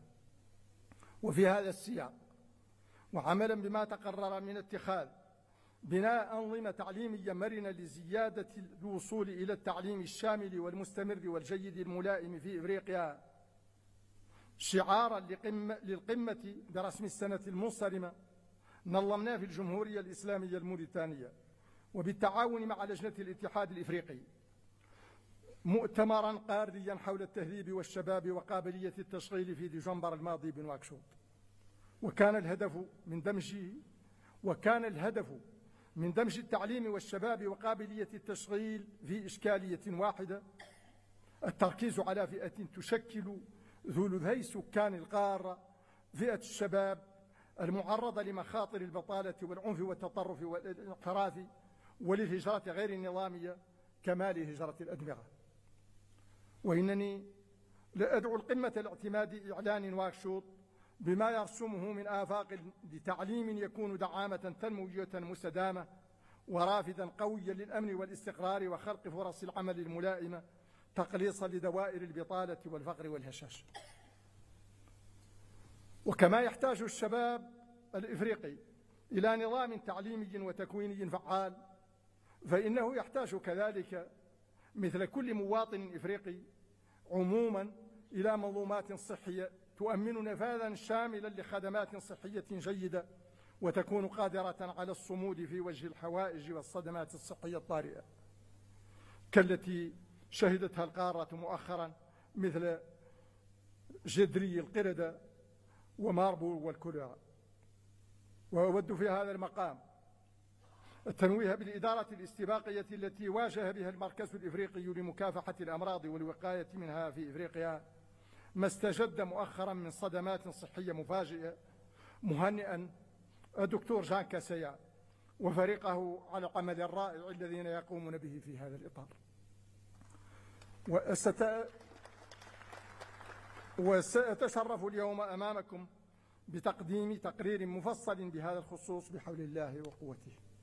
أصحاب الفخامة والمعالي، أيها السادة والسيدات، انسجاما مع إعلان داكار حول السيادة الغذائية ومع الوثيقة المنبثقة عن قمة إفريقيا والولايات المتحدة، نظمنا قمتين استثنائيتين في سبيل تعزيز المنظومات في قبيل تعزيز المنظومات الزراعية. انعقدت أولاهما في نيروبي في مايو 2024 وتعلقت بصحة التربة والأسمدة، والثانية في يناير 2025 بكامبالا، خصصت لبناء أنظمة زراعية غذائية مرنة ومستدامة في إفريقيا، واعتمدت خلالها استراتيجية وخطة عمل التنمية الزراعية الشاملة في إفريقيا للفترة 2026-2035. وإنني لأوصي القمة بتبني إعلان كامبالا بمكونتيه الاستراتيجية وخطة العمل، وكذلك إعلان نيروبي بشأن الأسمدة وصحة التربة لصالح الإنتاج الغذائي المستدام وتحفيز الاستثمار وبناء زراعة صناعية. ومعلوم أن النهوض بقطاع إنتاجي كالزراعة خاصة في البعد الصناعي منه يستلزم توفر طاقة نظيفة بالكمية الكافية وبالتكلفة الملائمة. وسعيا إلى تحقيق هذا الهدف نظمنا في دار السلام مع صاحبة الفخامة السيدة سامية صلوحو وبالتنسيق مع مجموعتي البنك الإفريقي للتنمية والبنك الدولي في يناير المنصرم القمة الإفريقية حول الطاقة المهمة 300 من أجل ضمان النفاذ إلى الكهرباء لصالح 300 مليون مواطن إفريقي في جنوب الصحراء. وقد تم خلال القمة عرض التعهدات الطاقوية الوطنية للعديد من الدول الإفريقية، وإنني لحريص في هذا الإطار على تقديم التهنئة والشكر الجزيل لرئيس البنك الإفريقي للتنمية السيد أكويميني أديسينا، وكذلك لرئيس مجموعة البنك الدولي السيد أجاي بانغا على ما حرص عليه من توحيد الجهود في إطار هذه الشراكة الطموحة، وكذلك على ما دأب عليه من دعم وموازرة للجهد التنموي الإفريقي. ثم إن للطاقة دورا أساسا في التحديات البيئية التي تلحق بالغ الضرر بمجموعاتنا الإفريقية، على الرغم من ضآلة مساهمتنا في الاحتباس الحراري وحجم جهودنا الكبيرة في إحراز تحول طاقوي تدريجي وعادل. ولذا ركزنا باسمكم جميعا خلال الدورة 29 لمؤتمر الأطراف في اتفاقية الأمم المتحدة الإطارية بشأن تغير المناخ الكوب 29 المنعقدة في باكو نوفمبر 2024 على ضرورة تحمل المجتمع الدولي مسؤوليته ولزوم دعمه لقدرتنا على مواجهة الآثار الهدامة للتغيرات المناخية. أصحاب الفخامة والمعالي، أيها السادة والسيدات، إن تحقيق أهداف خطة العمل الثانية لتنفيذ أجندة 2063 يرتبط كثيرا بقوة وعمق التنسيق ما بين الاتحاد الإفريقي والمجموعات الاقتصادية الإقليمية والآليات الإقليمية. ولذا ركزنا خلال اجتماع التنسيق نصف السنوي بآكرا يوليو 2024 على ضرورة دمج الخطط الوطنية في البرامج القارية توطيدا لتكامل القارة وتعزيزا لوحدة صوتها دوليا. ووحدة الصوت هذه هي ما سيمكننا من أن نتبوأ المكانة التي تسمح لنا بالإسهام الفعال في صياغة جداول الأعمال الدولية على نحو يجعلها أكثر تركيزا على قضايانا الإفريقية الحساسة. ولذا دافعنا في كل المحافل عن حق القارة في التمثيل المناسب في مجلس الأمن وفي المؤسسات المالية المتعددة الأطراف، وعن ضرورة إعادة الصياغة قواعد الحكامة الدولية وتعزيز التعاون المتعدد الأطراف. وقد لاقت جهود المناصرة هذه أصداء إيجابية والتزامات صريحة بالعمل بمقتضاها في مختلف القمم والمؤتمرات، غير أن النجاعة في متابعة هذه الالتزامات بل وفي العمل الإفريقي المشترك عموما تقتضي مواصلة الإصلاح الهيكلي لمنظمتنا.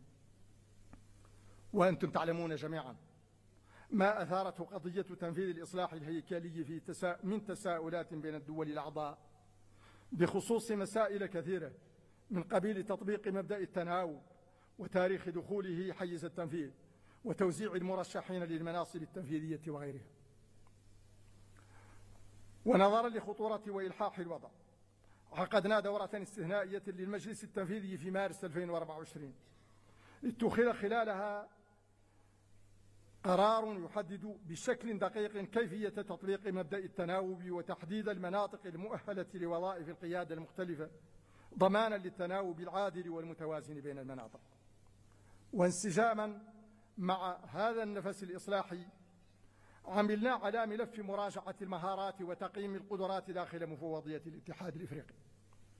فتم تنظيم اجتماع استثنائي آخر للمجلس التنفيذي شهر نوفمبر 2024 لاتخاذ القرار بشأن أفضل السبل لإتمام هذه العملية.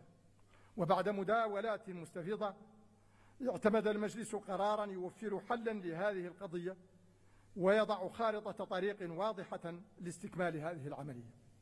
أصحاب الفخامة والمعالي أيها السادة والسيدات، لقد أكدت في خطاب التسلمي للرئاسة على أن تجاوز العوائق ورفع التحديات لا يكون إلا بالاتحاد وصهر الجهود الذين تستوجبه قيمنا المشتركة ويمليه إدراكنا لوحدة المصير ويقضي به حجم الرهان ويستلزمه سمو الغاية التي نسعى إليها جميعا. وإنني لأجدد التأكيد على ذات الأمر وأنا أسلم اليوم الرئاسة لأخي صاحب الفخام جاو لورينسو متمنيا له التوفيق والنجاح في المهمة الجسيمة التي أوكلت إلى فخامته، معربا عن دائم استعدادي لدعمه ومؤازرته.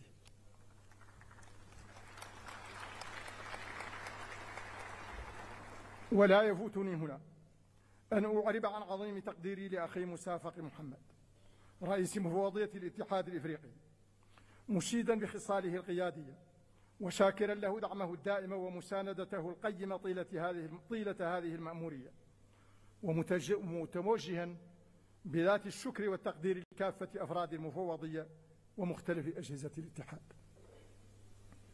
أنا معتز وفخور لما أتيح لي خلال هذه المأمورية من خدمة قارتنا الإفريقية وحمل صوتها والدفاع عنها في كل المنابر والمحافل. وإنني أختم هذه المأمورية وأنا أعمق إيمانا بقدرة قارتنا الإفريقية على تحقيق أهداف الأجندة 2063 وأقوى عزما وإرادة على المشاركة الفعالة في ذلك. وإذ أجدد التهنئة لأخي صاحب الفخامة جواو لورينسو لا أرجو له ولأعمال قمتنا هذه كل التوفيق والنجاح. عاش الاتحاد الإفريقي وعاشت إفريقيا حرة شامخة ومزدهرة. أشكركم والسلام عليكم ورحمة الله.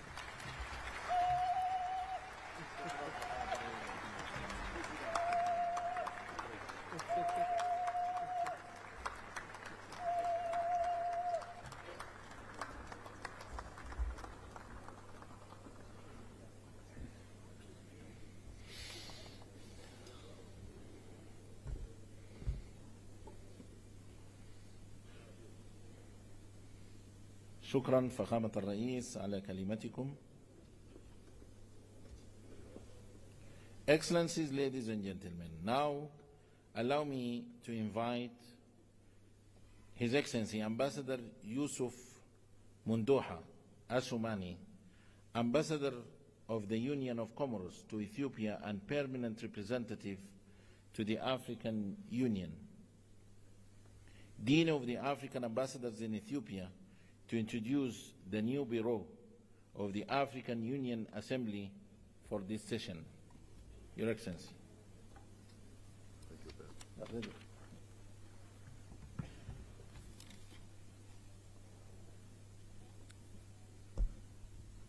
Excellence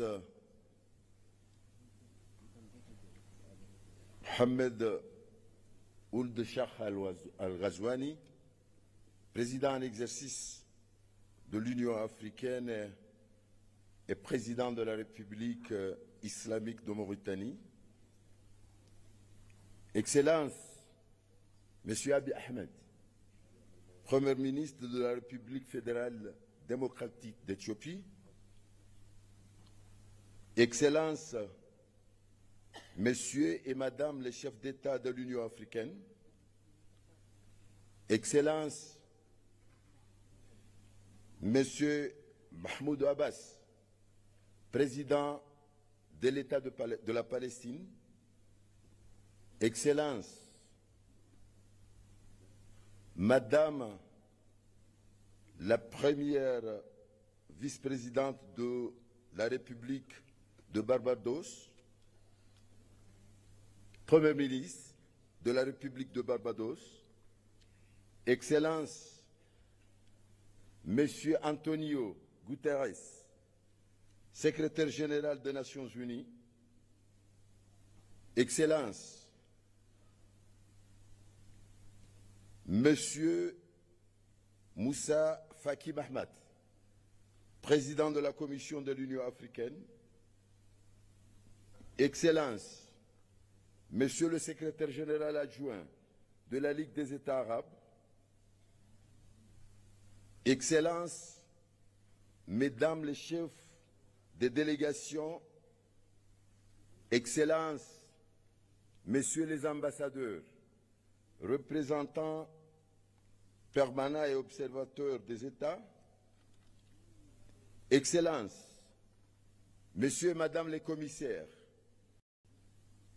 Excellences, Messieurs et Madame les chefs des organes de l'Union africaine, chers invités, à vos rangs et grades, Assalamu alaikum wa rahmatullahi wa barakatuh. J'ai l'honneur de vous présenter le bureau de la conférence pour l'année 2025, conformément à l'article 16 du règlement de la conférence. Le bureau se compose comme suit. Président, la République d'Angola, Afrique australe. Premier vice-président, la République de Burundi, Afrique centrale. Deuxième vice-président, la République du Ghana, Afrique de l'Ouest. Rapporteur, troisième vice-président, Jamhuri ya Muungano ya Tanzania, Afrique centrale. Afrique de l'Est, Samahan. Rapporteur, la République islamique de Mauritanie, l'Afrique du Nord. Tel a été proposé pour votre approbation et je vous remercie.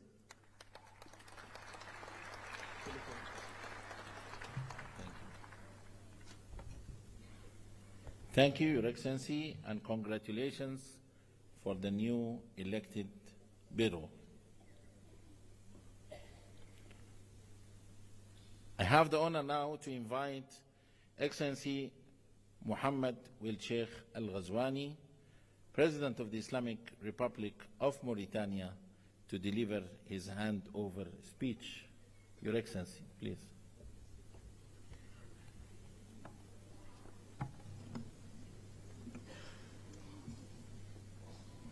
Je voudrais remercier mes chers collègues chefs d'État et de gouvernement, membres de la conférence, de m'avoir porté à la tête de l'Union africaine comme président en exercice au titre de l'année 2024-2025. Durant cette période,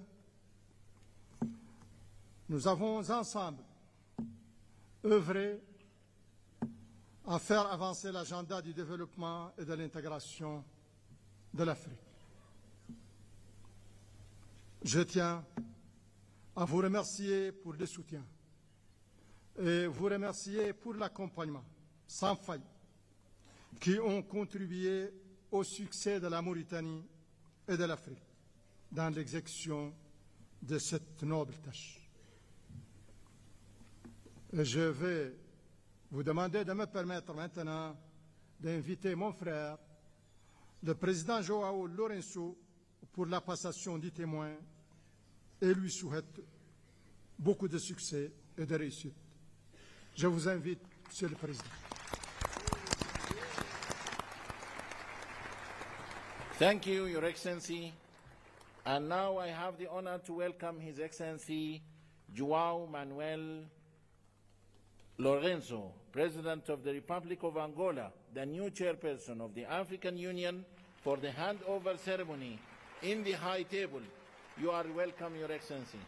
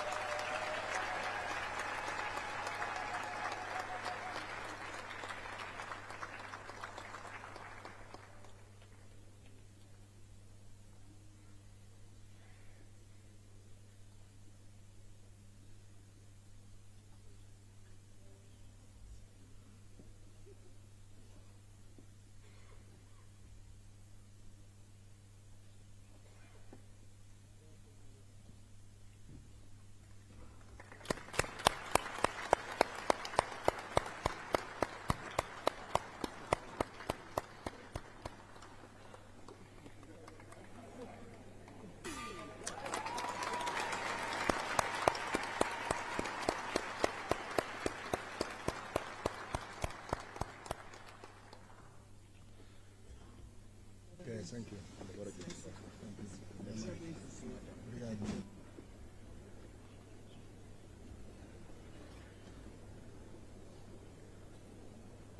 Congratulations, Your Excellency. Allow me now to call His Excellency João Manuel Lourenço, President of the Republic of Angola, Chairperson of the African Union, to deliver his acceptance speech. Your Excellency.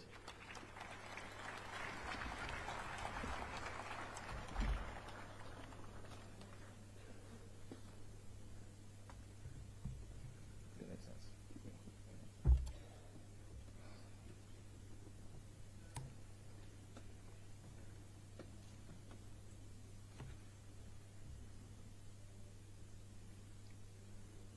Sua Majestade Swati III do Reino de Swatini, Sua Majestade Letsi III do Reino do Lesoto, Sua Excelência Mohamed Ould Ghazouani, Presidente da República Islâmica da Mauritânia e Presidente cessante da União Africana, Suas Excelências Chefes de Estado e de Governo, Sua Excelência Abiy Ahmed Ali, Primeiro-Ministro da República Democrática Federal da Etiópia e anfitrião da conferência, Sua Excelência António Guterres, Secretário-Geral das Nações Unidas, Suas Excelências representantes de chefes de Estado e de Governo, Sua Excelência Moussa Faki Mahamat, Presidente da Comissão da União Africana, membros, Sua Excelência Presidente Mahmoud Abbas, Presidente da Autoridade Palestina, nosso convidado de honra, excelentíssimos membros do corpo diplomático acreditado em Addis Abeba, excelências, minhas senhoras, meus senhores. Gostaria de manifestar a minha mais profunda gratidão à Sua Excelência Abiy Ahmed Ali, Primeiro-Ministro da República Democrática Federal da Etiópia, e ao povo etíope, por uma vez mais, tal como ocorre no mês de fevereiro de cada ano, albergarem a sessão ordinária da conferência da mais importante organização do continente africano, pela calorosa recepção e excepcional hospitalidade reservada a todas as delegações desde a nossa chegada a este belo país. Agradeço igualmente a Sua Excelência Mohamed Ould Ghazouani, Presidente da República Islâmica da Mauritânia e Presidente cessante da União Africana, pela forma notável, dinâmica e proativa com que dirigiu a nossa organização durante este último exercício. Foram desenvolvidas durante o seu mandato ações que contribuíram de forma apreciável para a realização dos principais objetivos definidos pela nossa organização para o ano que terminou, como o de se apostar na construção de sistemas educativos pujantes, de modo a permitir o acesso à educação de qualidade a todos os cidadãos africanos, tendo em vista a melhoria do desempenho do continente a nível global, em conformidade com os objetivos preconizados na Agenda 2063 da União Africana e com os da Agenda 2030 das Nações Unidas. Vossa Excelência deixa-nos um grande legado, cabendo-nos a responsabilidade de trabalhar no sentido de valorizar e potenciar ao máximo o trabalho por si realizado, pelo que conto para este efeito com o apoio e experiência do Sr. Presidente e o dos outros Estados-membros da União Africana, de modo a que a República de Angola possa levar por diante uma presidência que vá ao encontro das expectativas dos cidadãos do nosso continente e ajuda a acrescentar mais um passo no caminho que percorremos para se alcançar o objetivo do desenvolvimento socioeconômico de nossos países, a concretização da Agenda 2063 no quadro de todas as ações e esforços que empreendemos para construir a África que queremos. Os meus agradecimentos estendem-se a cada Estado-membro da União Africana, especialmente aos da África Austral, região onde estamos inseridos, pela confiança depositada em Angola para presidir neste ano de 2025 a União Africana, numa altura em que o nosso continente se depara com imensos problemas ligados à paz e segurança, que constituem um fator de bloqueio a todas as iniciativas e ações que procuramos levar a cabo em benefício do desenvolvimento das nossas nações. Como é do conhecimento de todos, é a primeira vez que a República de Angola assume esta importante responsabilidade de conduzir os destinos do nosso continente nos próximos 12 meses, o que me levará a olhar com atenção para os principais problemas de África e colocar ao serviço da nossa organização a nossa experiência na busca de soluções para as questões relativas à paz e segurança e cuidar da implementação pelos Estados-membros das políticas econômicas e sociais que promovam o progresso e o desenvolvimento do nosso continente. Tem para nós um significado muito especial o facto de assumirmos a presidência pro tempore da União Africana neste ano 2025, em que Angola comemora 50 anos da sua independência nacional.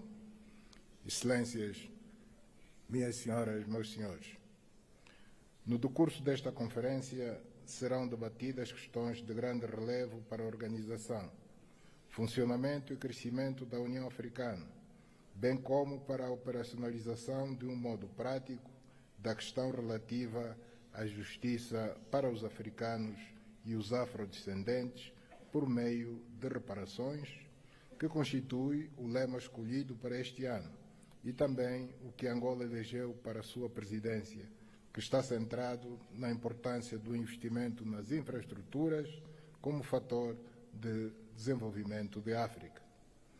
A conjugação destes dois aspectos pode levar-nos a construir um canal de comunicação e de diálogo com os nossos parceiros internacionais que os faça compreender a importância e vantagem de cooperar com uma África desenvolvida, industrializada, com capacidade para superar a fome, a pobreza, a miséria e o desemprego, reduzindo assim a probabilidade de conflitos armados e de imigrantes ilegais junto às suas fronteiras.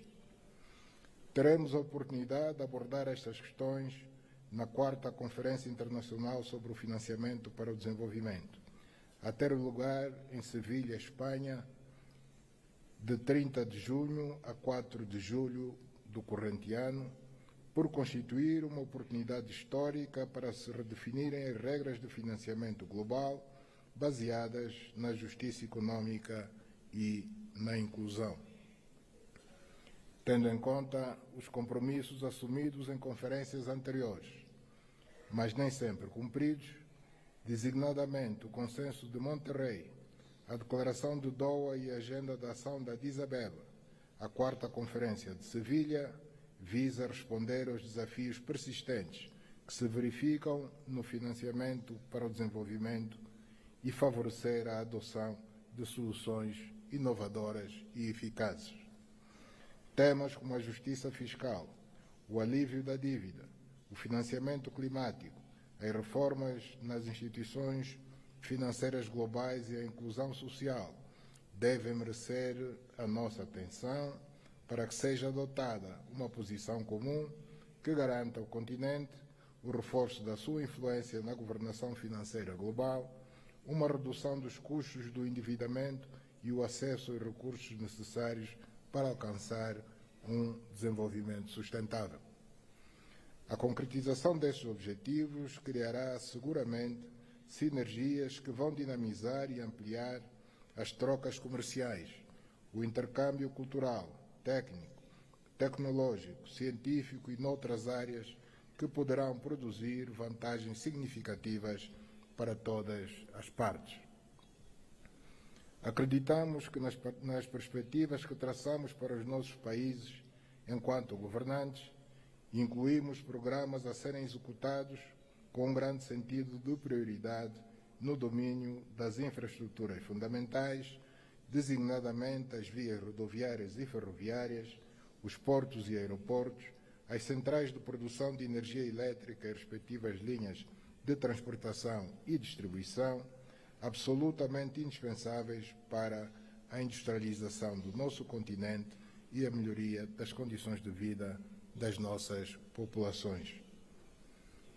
No decurso da presidência pro tempore da União Africana, que passamos a exercer a partir de hoje, pretendemos lançar, em articulação com todos os membros desta nossa instituição, um vasto plano de atração de investimentos e de captação de recursos financeiros significativos junto dos nossos grandes parceiros internacionais, para que a Comissão da União Africana estabeleça as bases e defina os projetos de infraestruturas a serem realizados.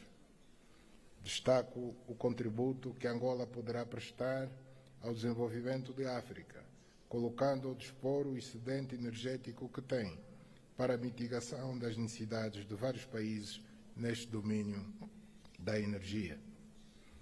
Pela relevância e importância estratégica que assume no quadro da transportação de produtos diversos e também no do comércio intra-africano e no de África com o resto do mundo, gostaria de destacar a importância do corredor de Lobito e dos caminhos de ferro tanzanianos TAZARA, que poderão desempenhar um papel incontornável na interconexão entre os países africanos e na promoção do comércio que pretendemos realizar no âmbito da Zona de Comércio Livre Continental Africana.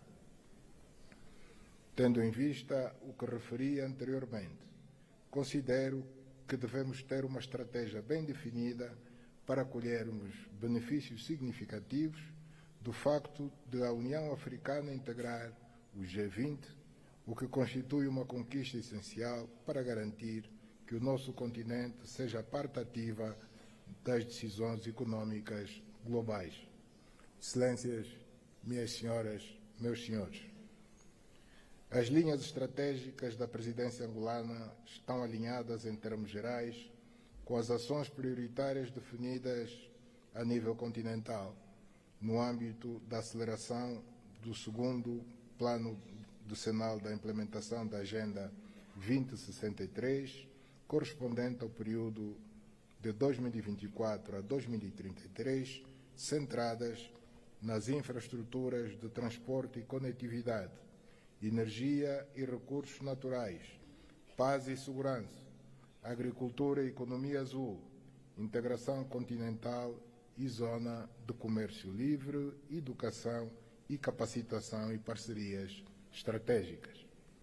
Neste quadro, das grandes linhas da nossa atuação, adquire uma importância central a questão da paz e segurança, por se tratar de um dos principais pressupostos para se materializarem as aspirações contidas na Agenda 2063 da União Africana, em especial o programa que estabelece o silenciar das armas até 2030, que visa transformar a África numa região pacífica, segura e confiante num futuro promissor e de prosperidade para todos nós africanos, decididos a colocar o nosso continente na rota do desenvolvimento.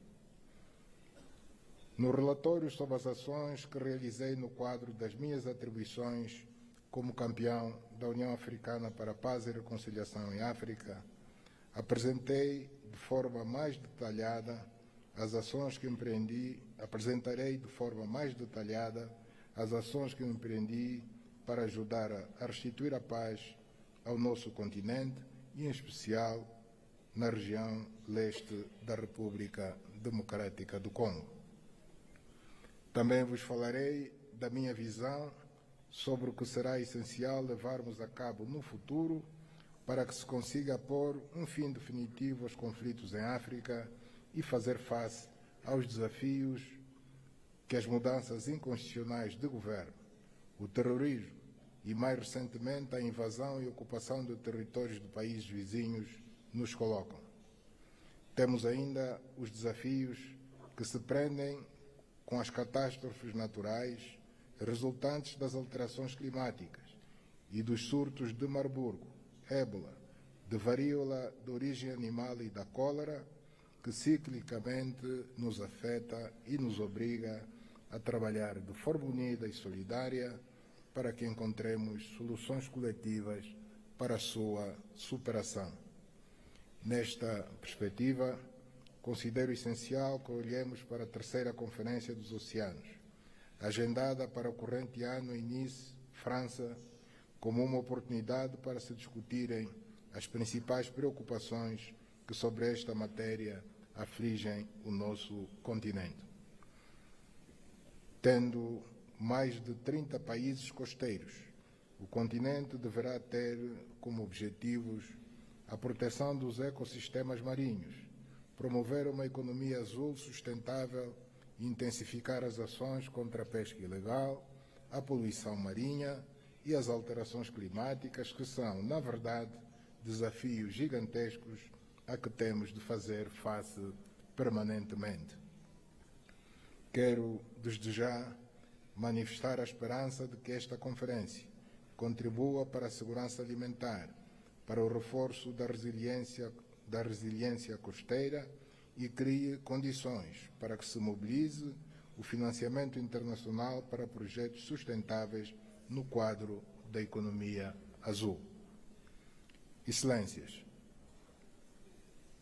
neste ano da presidência angolana, vamos trabalhar em coordenação com a Comissão da União Africana para mobilizar maiores recursos financeiros por via do reforço da cotização de cada Estado-membro, para que possamos, assim, dotar-nos dos recursos necessários à realização de projetos e programas a nível continental, reduzindo, assim, a nossa dependência relativamente ao financiamento externo. Excelências, minhas senhoras, meus senhores, estamos a viver um ambiente internacional extremamente desafiante, em face dos nefastos efeitos dos conflitos que o continente enfrenta, bem como dos que vive o leste da Europa e a região do Médio Oriente.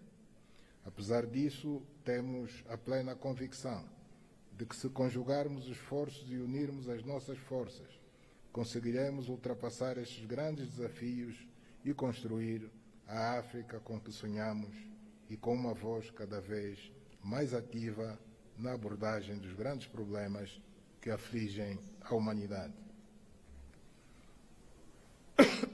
É neste contexto que considero que devemos continuar a agir como um só corpo, no sentido de que as Nações Unidas se tornem mais inclusivas e alinhadas com os desafios e oportunidades de hoje, devendo a reforma do Conselho de Segurança continuar a ser uma prioridade fundamental para o nosso continente, pelo que é importante que reafirmemos o nosso compromisso com o consenso de Esuluini e a declaração de Sirte de 2005 a favor de 2 lugares de membros permanentes com o direito de veto e outros privilégios inerentes.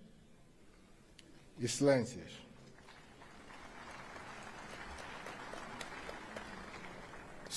gostaria de pedir a todos a maior contribuição possível para que a presidência da nossa organização continental, que a partir de hoje assumo, possa decorrer num clima de grande compreensão e com o dinamismo que se impõe, neste longo caminho que juntos percorremos pela transformação da África num continente de riqueza, de prosperidade para seus filhos. Permitam-me que transmita uma palavra de apreço à Sua Excelência Moussa Faki Mahamat e aos comissários que cessam hoje as suas funções na Comissão da União Africana pelo excelente trabalho desenvolvido no decurso dos seus mandatos ao serviço da nossa Casa Comum. Desejo à nova liderança sénior da Comissão da União Africana muitos sucessos no desempenho das novas funções, enquanto apelamos para que o espírito pan-africano e os ideais dos pais fundadores continuem a guiar o futuro da nossa organização continental.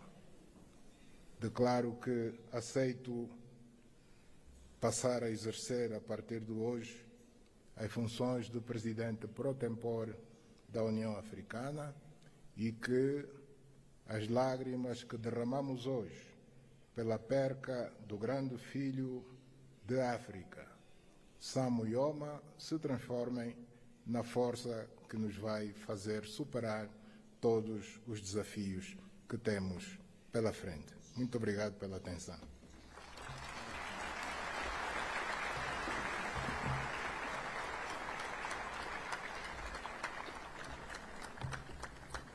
Thank you, Your Excellency.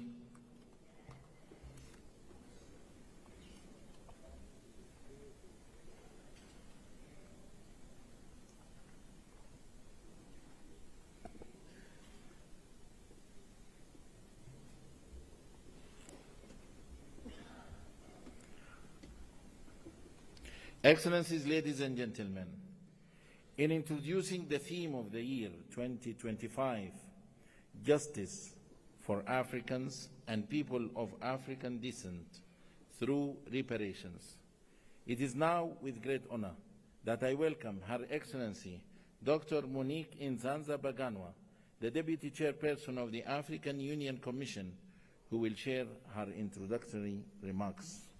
Your Excellency.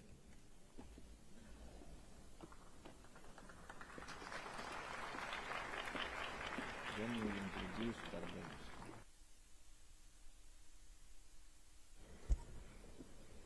Thank you. Your Excellency, the Chairperson of the African Union, Your Majesties, Excellencies, Heads of State and Government, Your Excellency and dear brother, the Chairperson of the African Union Commission, ladies and gentlemen, in the interest of time, allow me to stand on already established protocol. Over the past centuries, the voices of Africans and people of African descent have echoed in various quarters with a singular demand: justice. Justice for the millions who were forcibly uprooted from their homes. Justice for those whose lands were plundered, wealth stolen, and dignity were stripped away. And justice for the generations that continue to face economic, social, and political disenfranchisement stemming from historical wrongs. As I draw my term in office as Deputy Chairperson of the African Union Commission to an end soon, a unique opportunity is offered to me and one of my teams, SIDO, to introduce to you the 2025 theme of the year, Justice for Africans and People of African Descent through Reparations. As we embark on this journey in 2025, we are guided by the words of the eminent Pan-Africanist Kwame Nkrumah, who declared, and I quote, "We face neither east nor west. We face forward." The African Union's Agenda 2063 envisions a continent that is integrated, prosperous, and driven by its own citizens, a continent that is peaceful. The strength of this Africa has always been in its unity and resilience. At this moment, we stand at the precipice of history, and together we shall pave the way for a more just and dignified future for Africa, the CARICOM, and Africa's global diaspora at large. Your Majesties, Your Excellencies, as I conclude, since I'm not the one to deliver the high-level message, we have two leaders who will do it in just a short. But let me take this opportunity to thank all our stakeholders who have journeyed with us. Thank you, Ghana, and our champion, President Mahama, for inspiring the African Union with this theme. I wish to thank you, my dear brother Moussa Faki, for your leadership and support. But through you also, acknowledge our teams who have worked hard around this theme of the year. Especially, I wish to recognize two ladies, Madam Coleman from your cabinet chairperson, and Angela from SIDO. You did an amazing work. Special appreciation goes to Her Excellency Mia Amor Motley, Prime Minister of Barbados and Chair of the CARICOM Authority. You have traveled all the way from home to another home to join us in today's launch. May I now invite you, Your Excellency, to come to the podium and address this august assembly. I thank you.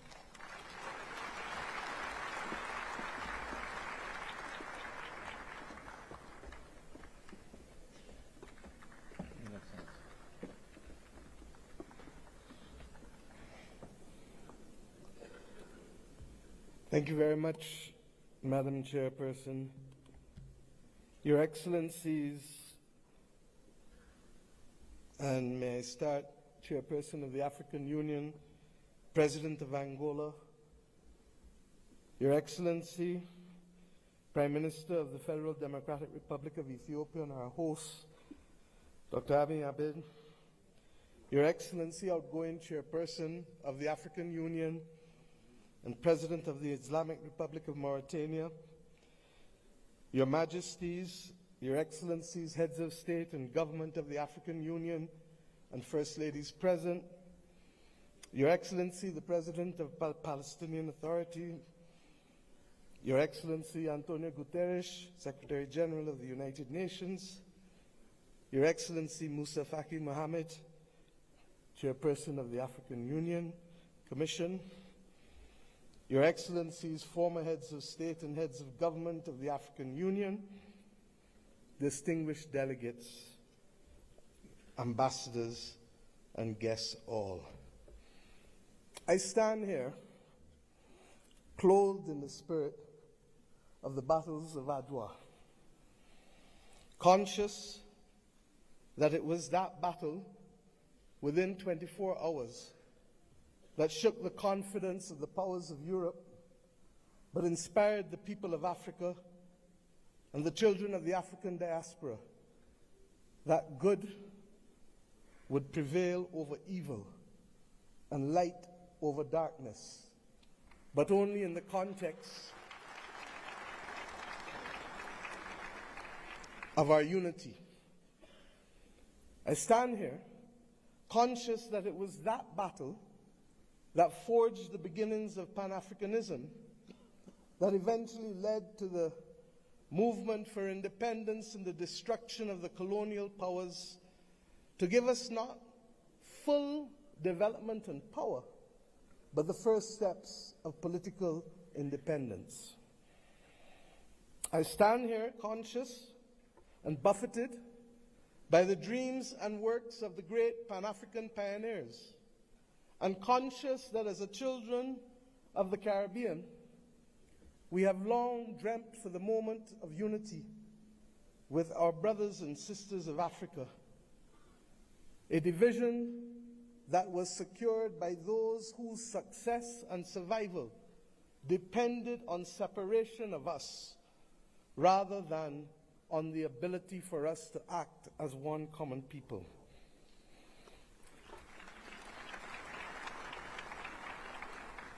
Our relationship, you can say, was embryonic, but regrettably, as long as it has been and as related as we have been, it has been sporadic.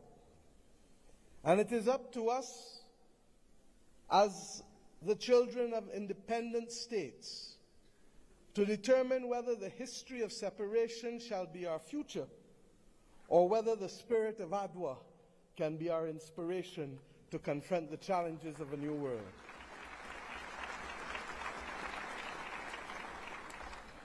Yes, I stand here as a daughter of Africa.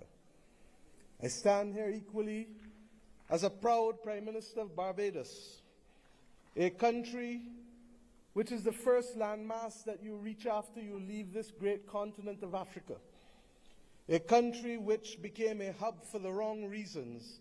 But today I come to Ethiopia to share with you in the African Union that we can be a hub now for the right reasons between our two peoples. I stand here as the proud chairman of CARICOM, the Caribbean community, recognizing that as a member of the 6th region of Africa, we have come to reclaim our Atlantic destiny.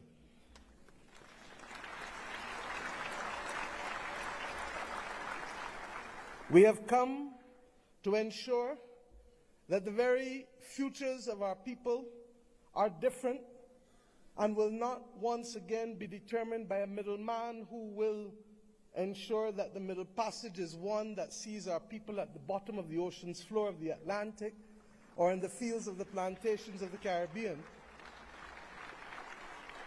but instead that it will be a future that sees our people, hears our people, feels our people, and that will determine in future that it is we who shall forge the manner in which we cooperate, integrate, and invest, rather than simply being victims of a past history. I stand here equally as the chair of the V20, 70 countries across the world that are climate vulnerable, 40% of whom come from this great continent of Africa, recognizing that it is only through unity that we can confront the existential crisis of our generation, that of the climate crisis. The Secretary General of the United Nations has already laid out, ably so, many of the iniquities that we continue to face in spite of political independence. It was His Majesty Haile Selassie who popularized and told us that there shall be no first-class or second-class citizens, words popularized by Bob Marley, learnt by all of our people without appropriately recognizing the context in which he spoke and the mission which must be ours for generations until it is achieved.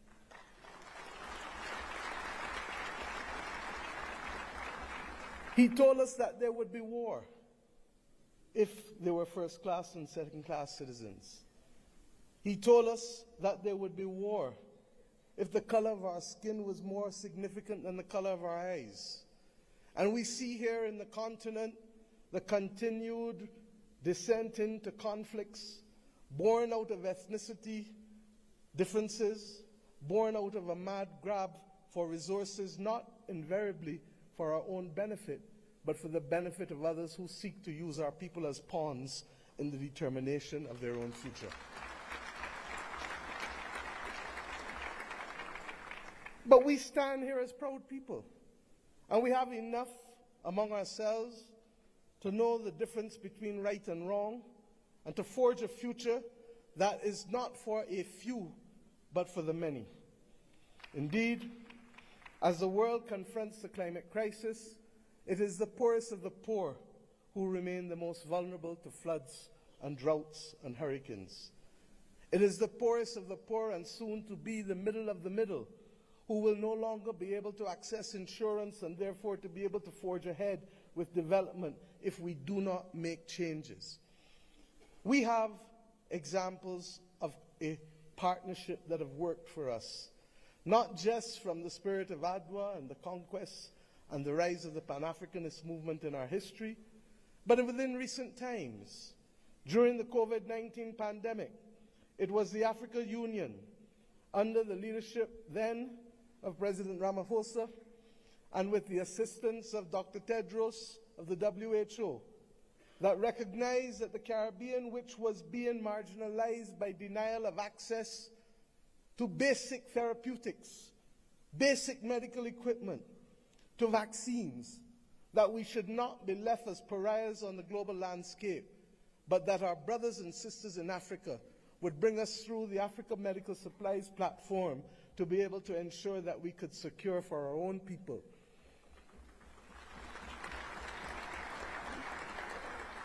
It was with the solidarity of many of you in the Africa Union that the Bridgetown Initiative has been able to take root and to make a case for a more modern and a fairer system that allows us to be able to access finance and to be able to put in place measures that allow us to be able to pause our repayment of debt during the period of necessity for rebuilding after horrific climatic events.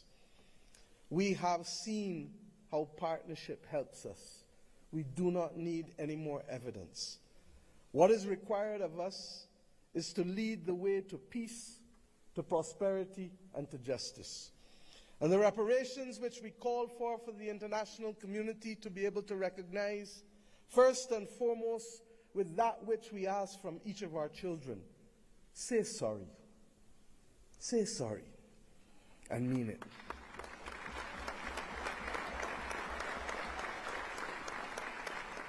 And after you say sorry, recognize that the future of the world is not possible without the stability of Africa and its diaspora. For as long as hypocrisy and double standards remain, it will be impossible to secure stability and peace in any nation across the earth. The reparations that we call for, beyond sorry, must be for fair access and development and compensation, because we each started the journey of independence with a chronic deficit. A deficit of resources, a deficit of fairness, a deficit of opportunity.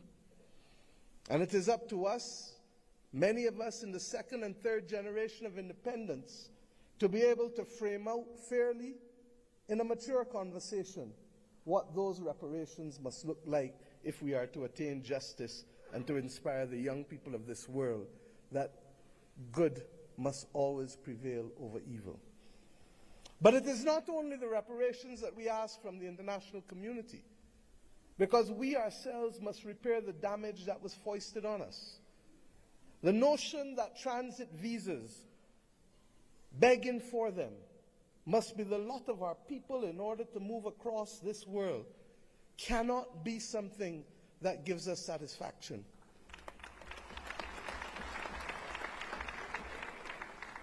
To go east and to go west, we are first forced to go north. It is not right.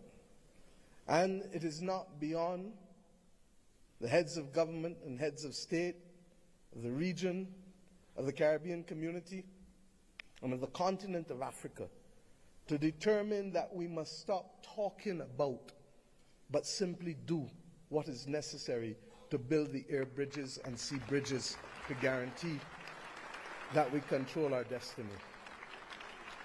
I ask us to reflect on this because it is this simple act, apart from our music and our culture and our food, that will guarantee that it is not simply heads of government and heads of state that will meet in Accra or Bridgetown, but it is ordinary people who will be able to trade and to move from the closest point of Dakar to the closest point of Bridgetown, to be able to open up the opportunities that technically ought to be available not just simply through the Africa Free Trade Area or the CARICOM single market and economy, but through the combined opportunities provided by both.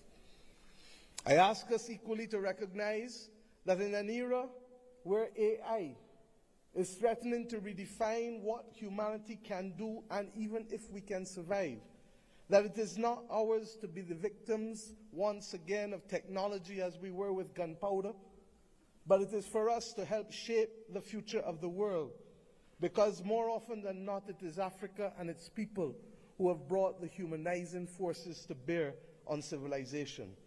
And if we are to be the cradle of civilization, then we are to be the protectors of people and planet, of humanity, as we go forward. And some watching on may say, how? And I say, how not? How not does a continent that has 40% of the world's minerals not be in charge of helping to secure the destiny and stability of the planet? How not does the numbers of our two communities, who constitute a third of the world's states, not act in singular purpose to forge the kind of world that we want and to be able to ensure that the institutions that deny access to us, to hear our voices as reflective of the continent and of the small island developing states of the world, how do we not secure that admission, which is not only just, but a moral imperative if the world is to have stability in this 21st century? My friends, I ask you, how do we not secure this victory when 1 in every 5 and possibly 1 in every 4 persons on the planet will come from this continent and its diaspora? Those who lead today have a moral imperative not just to our citizens in our own countries, but above all else, to unity. The spirit of Adwa demands of us that we recognize that even in the face of the greatest technology being foisted upon us, that we can rise and win if we act in unity. This has been a message not given by our generation alone, but by previous generations of African and Caribbean leaders. But we ask ourselves, why does it elude us? And the answer comes not from outside, but only from within. When I speak of the USA with affection, I do not only want to speak of that which is known in the Americas. I want to speak about that which ought to have been possible if the 1884 Berlin talks did not take place. The possibility of the United States of Africa, which is as diverse as India, which is as diverse as China in terms of ethnicity and language and religion, but which is entirely possible if we see not ourselves first, but we see the unity of ourselves together. This may be the cry of a naive and romantic daughter of Africa. But if that is the case, I prefer to die being a naive and romantic daughter of Africa than one who is cynical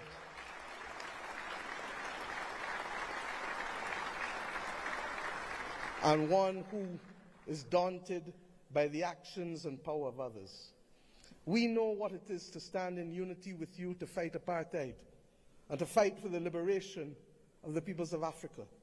For when President Castro stood to send people from his own country to southern Africa to free your people, it was in my own country that the planes refueled, ensuring that that battle was possible.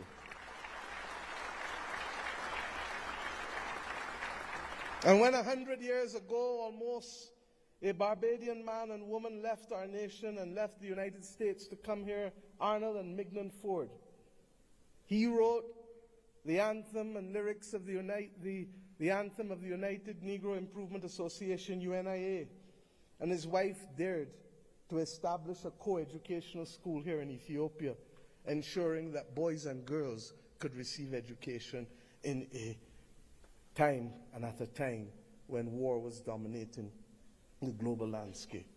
They chose to see light rather than darkness. I ask us today, in tangible terms, that will allow our people to travel, that will allow us to pool our investments to ensure that the people of Africa not be denied the electricity that is so necessary as a platform for participation in the new world. I ask us not only to pool that investment, but to also ensure that we pool our voices, because there is too much division in this world today. There is too much war and there is too much conflict. And we know what precipitates and causes that. If we leave Addis Ababa with the commitment that the world is not going to be safe without a prosperous and stable Africa, then we understand what is the moral imperatives we must undertake in each of our countries to secure that unity of purpose and to secure ultimately the saving of the people and planet. I ask you today to recognize that, and I thank Prime Minister Abiy Ahmed for agreeing that the first in-face summit of CARICOM and the Africa Union should take place here in Addis Ababa on the 7th of September of this year of our Lord.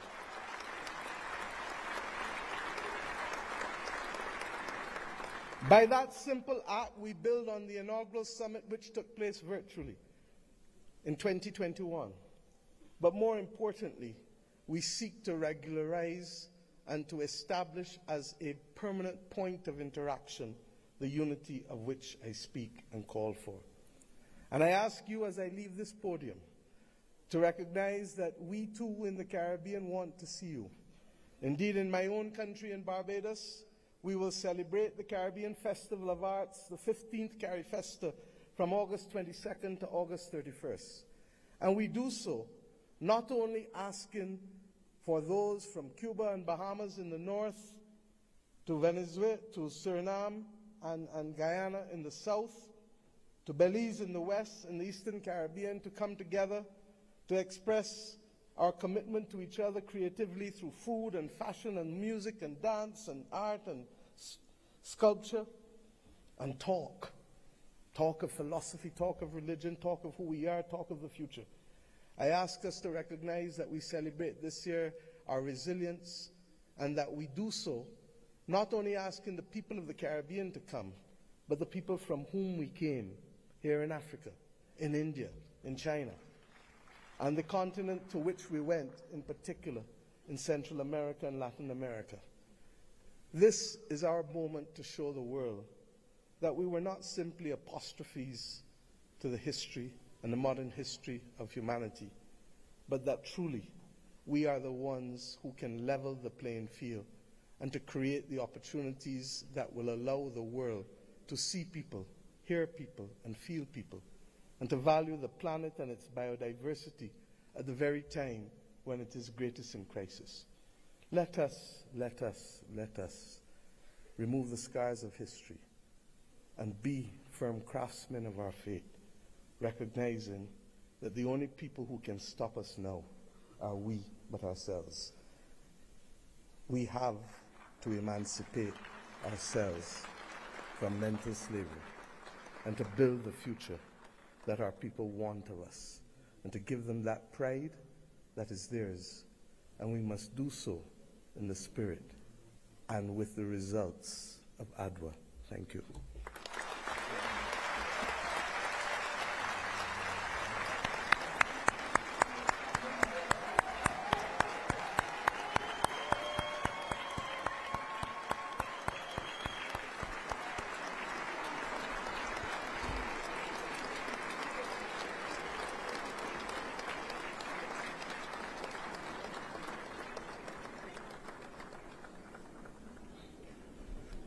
Thank you, Your Excellency, Prime Minister of Barbados, Chair of the Caribbean Community, CARICOM, for a global call for the African Union theme of year 2025.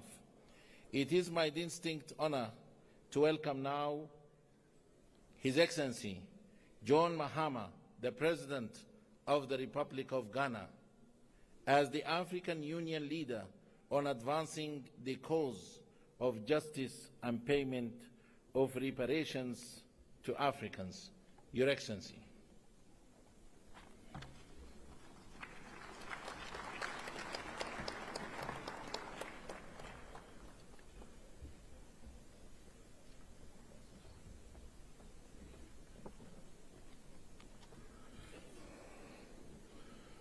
Thank you. Your Excellency, Chairman, President of Angola, Your Excellency, Prime Minister Abiy Ahmed of the Federal Democratic Republic of Ethiopia, Your Excellency, Chairperson of the African Union, and in the interest of time, may I just proceed on established protocol and say, Your Excellencies, my colleague, heads of state, distinguished citizens. It's a privilege to address this historic launch of the African Union theme of the year 2025, and I quote, "Justice for Africans and the people of African descent through reparations," unquote. This moment marks a significant milestone in our collective pursuit of justice, equity, and the long overdue recognition of the historical injustices that continue to shape the lives of Africans and the people of African descent worldwide. At the 37th Ordinary Session of the Assembly of the African Union in February 2024, our heads of state and government made a landmark decision to dedicate the year 2025 to the cause of reparatory justice. This decision underscores our collective commitment to addressing the historical injustices and their lingering consequences that have impacted generations of Africans and people of African descent. It aligns with our broader struggle for liberation, unity, and socio-economic empowerment as enshrined in Agenda 2063, the Africa we want, a vision for an integrated, peaceful, and prosperous continent. Your Excellencies, the transatlantic slave trade was one of the most heinous crimes against humanity, spanning about 400 years and forcibly displacing more than 12.5 million Africans. It is estimated that at least 2 million of our compatriots perished during the Middle Passage alone. The legacy of this brutal system, along with colonialism, apartheid, genocide, and new colonial exploitation, have left deep and enduring scars on the fabric of our societies. Today, the descendants of enslaved Africans continue to face economic disparities, social inequality, systemic discrimination, and racial prejudices. Addressing these challenges require more than just acknowledging them. It demands action. The economic impact of colonialism on Africa has been profound. Historical estimates suggest that the continent lost trillions of dollars in both human and material resources due to colonial exploitation. The forced extraction of wealth, which included minerals, cash crops, and labor, deprived African nations of the capital and infrastructure necessary for sustainable development. Colonial policies intentionally stifled industrial growth, leading to a dependency on foreign economies that persists even till today. The systemic plundering of Africa's natural resources, coupled with the disruption of traditional governance structures, has resulted in lasting consequences, worsening poverty and the development and inequality throughout the continent.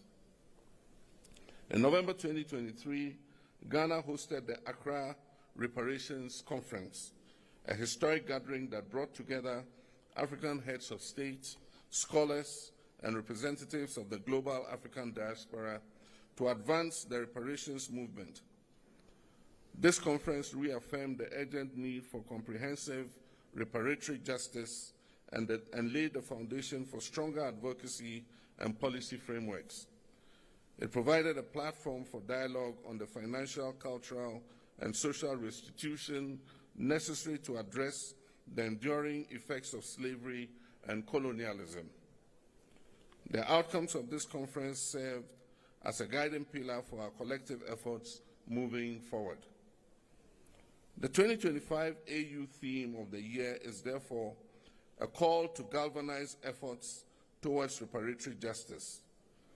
It is an appeal to ensure that the dignity, rights, and well-being of Africans and their descendants are fully restored.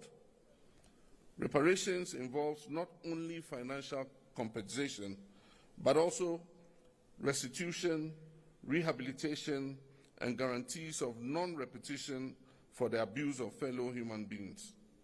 It is also about truth-telling, historical accountability, and the restoration of agency to those who have been marginalized for centuries.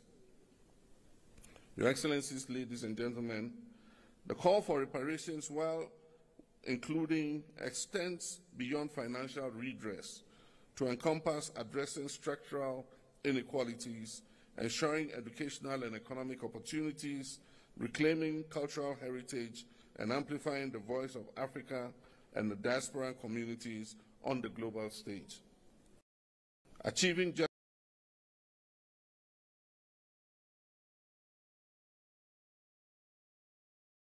a platform for concertedly rolling out constructive consultation, dialogue, and partnership.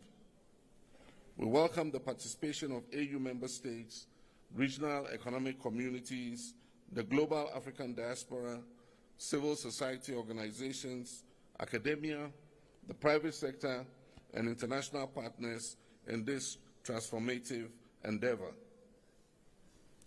The African Union Commission, in collaboration with key partners, have developed a concept note and revised the roadmap to guide the implementation of the reparations agenda. This initiative will further the aspirations of Agenda 2063, fostering an Africa that is self-reliant, just, and inclusive. Through this launch, we seek to, among other things, mobilize political will and commitment towards reparatory justice and racial healing, present and discuss the roadmap for implementing the 2025 theme of the year, foster partnerships among AU member states, diaspora communities, and like-minded international allies, engage stakeholders in resource mobilization efforts to support reparations initiatives across Africa, elevate awareness and advocacy to ensure sustained engagement beyond 2025, encourage dialogue and knowledge sharing among experts, policymakers, historians, and affected communities, and finally, to ensure an end to the culture of silence and denial on racism and colonialism. Your Excellency, the work ahead requires a unified voice, a clear strategy, and unyielding commitment. Today, we reaffirm our commitment to working together to develop policies and frameworks that will support reparation efforts across Africa and beyond. We must continue to advocate for stronger legal and institutional mechanisms at the national, regional, and international levels to ensure that reparatory justice for the historical trauma inflicted on global Africa is not just a conversation, but a reality. Your Excellencies, ladies and gentlemen, to conclude, I wish to express Ghana's unwavering support for this critical initiative. Let us seize this moment with the determination it deserves as we work together towards a future that is fair, that is just, and equitable for all Africans and people of African descent, and by natural extension, the uplifting of all humanity. I thank you.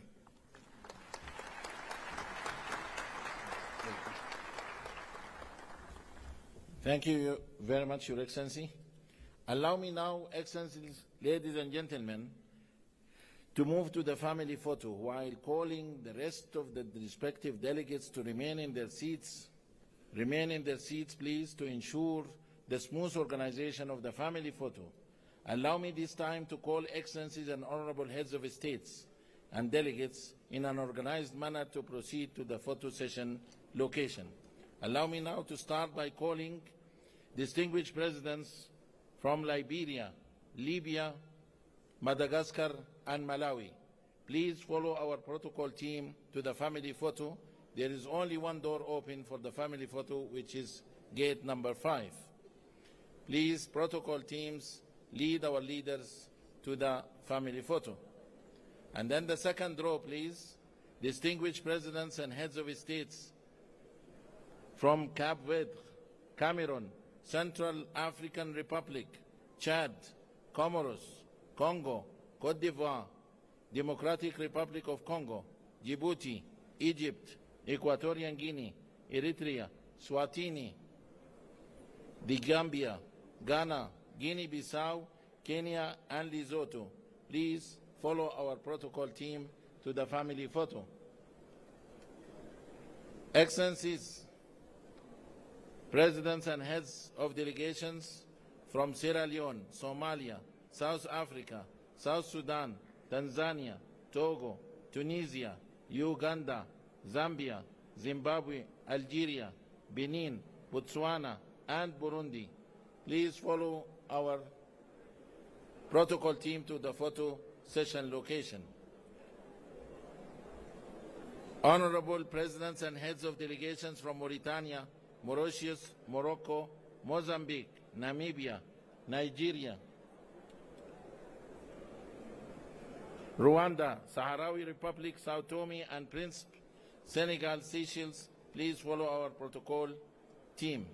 Excellency Prime Minister of Barbados. They went? Okay.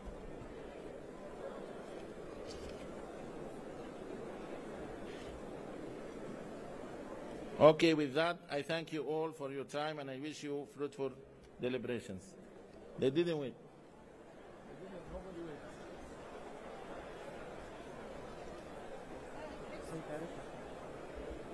Yes.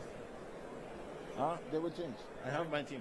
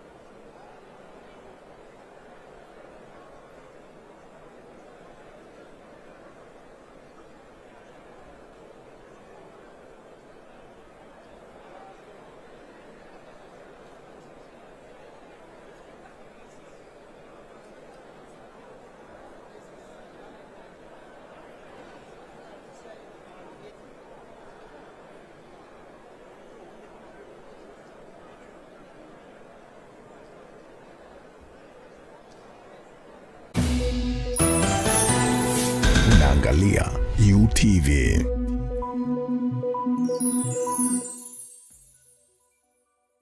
Jimmy, acha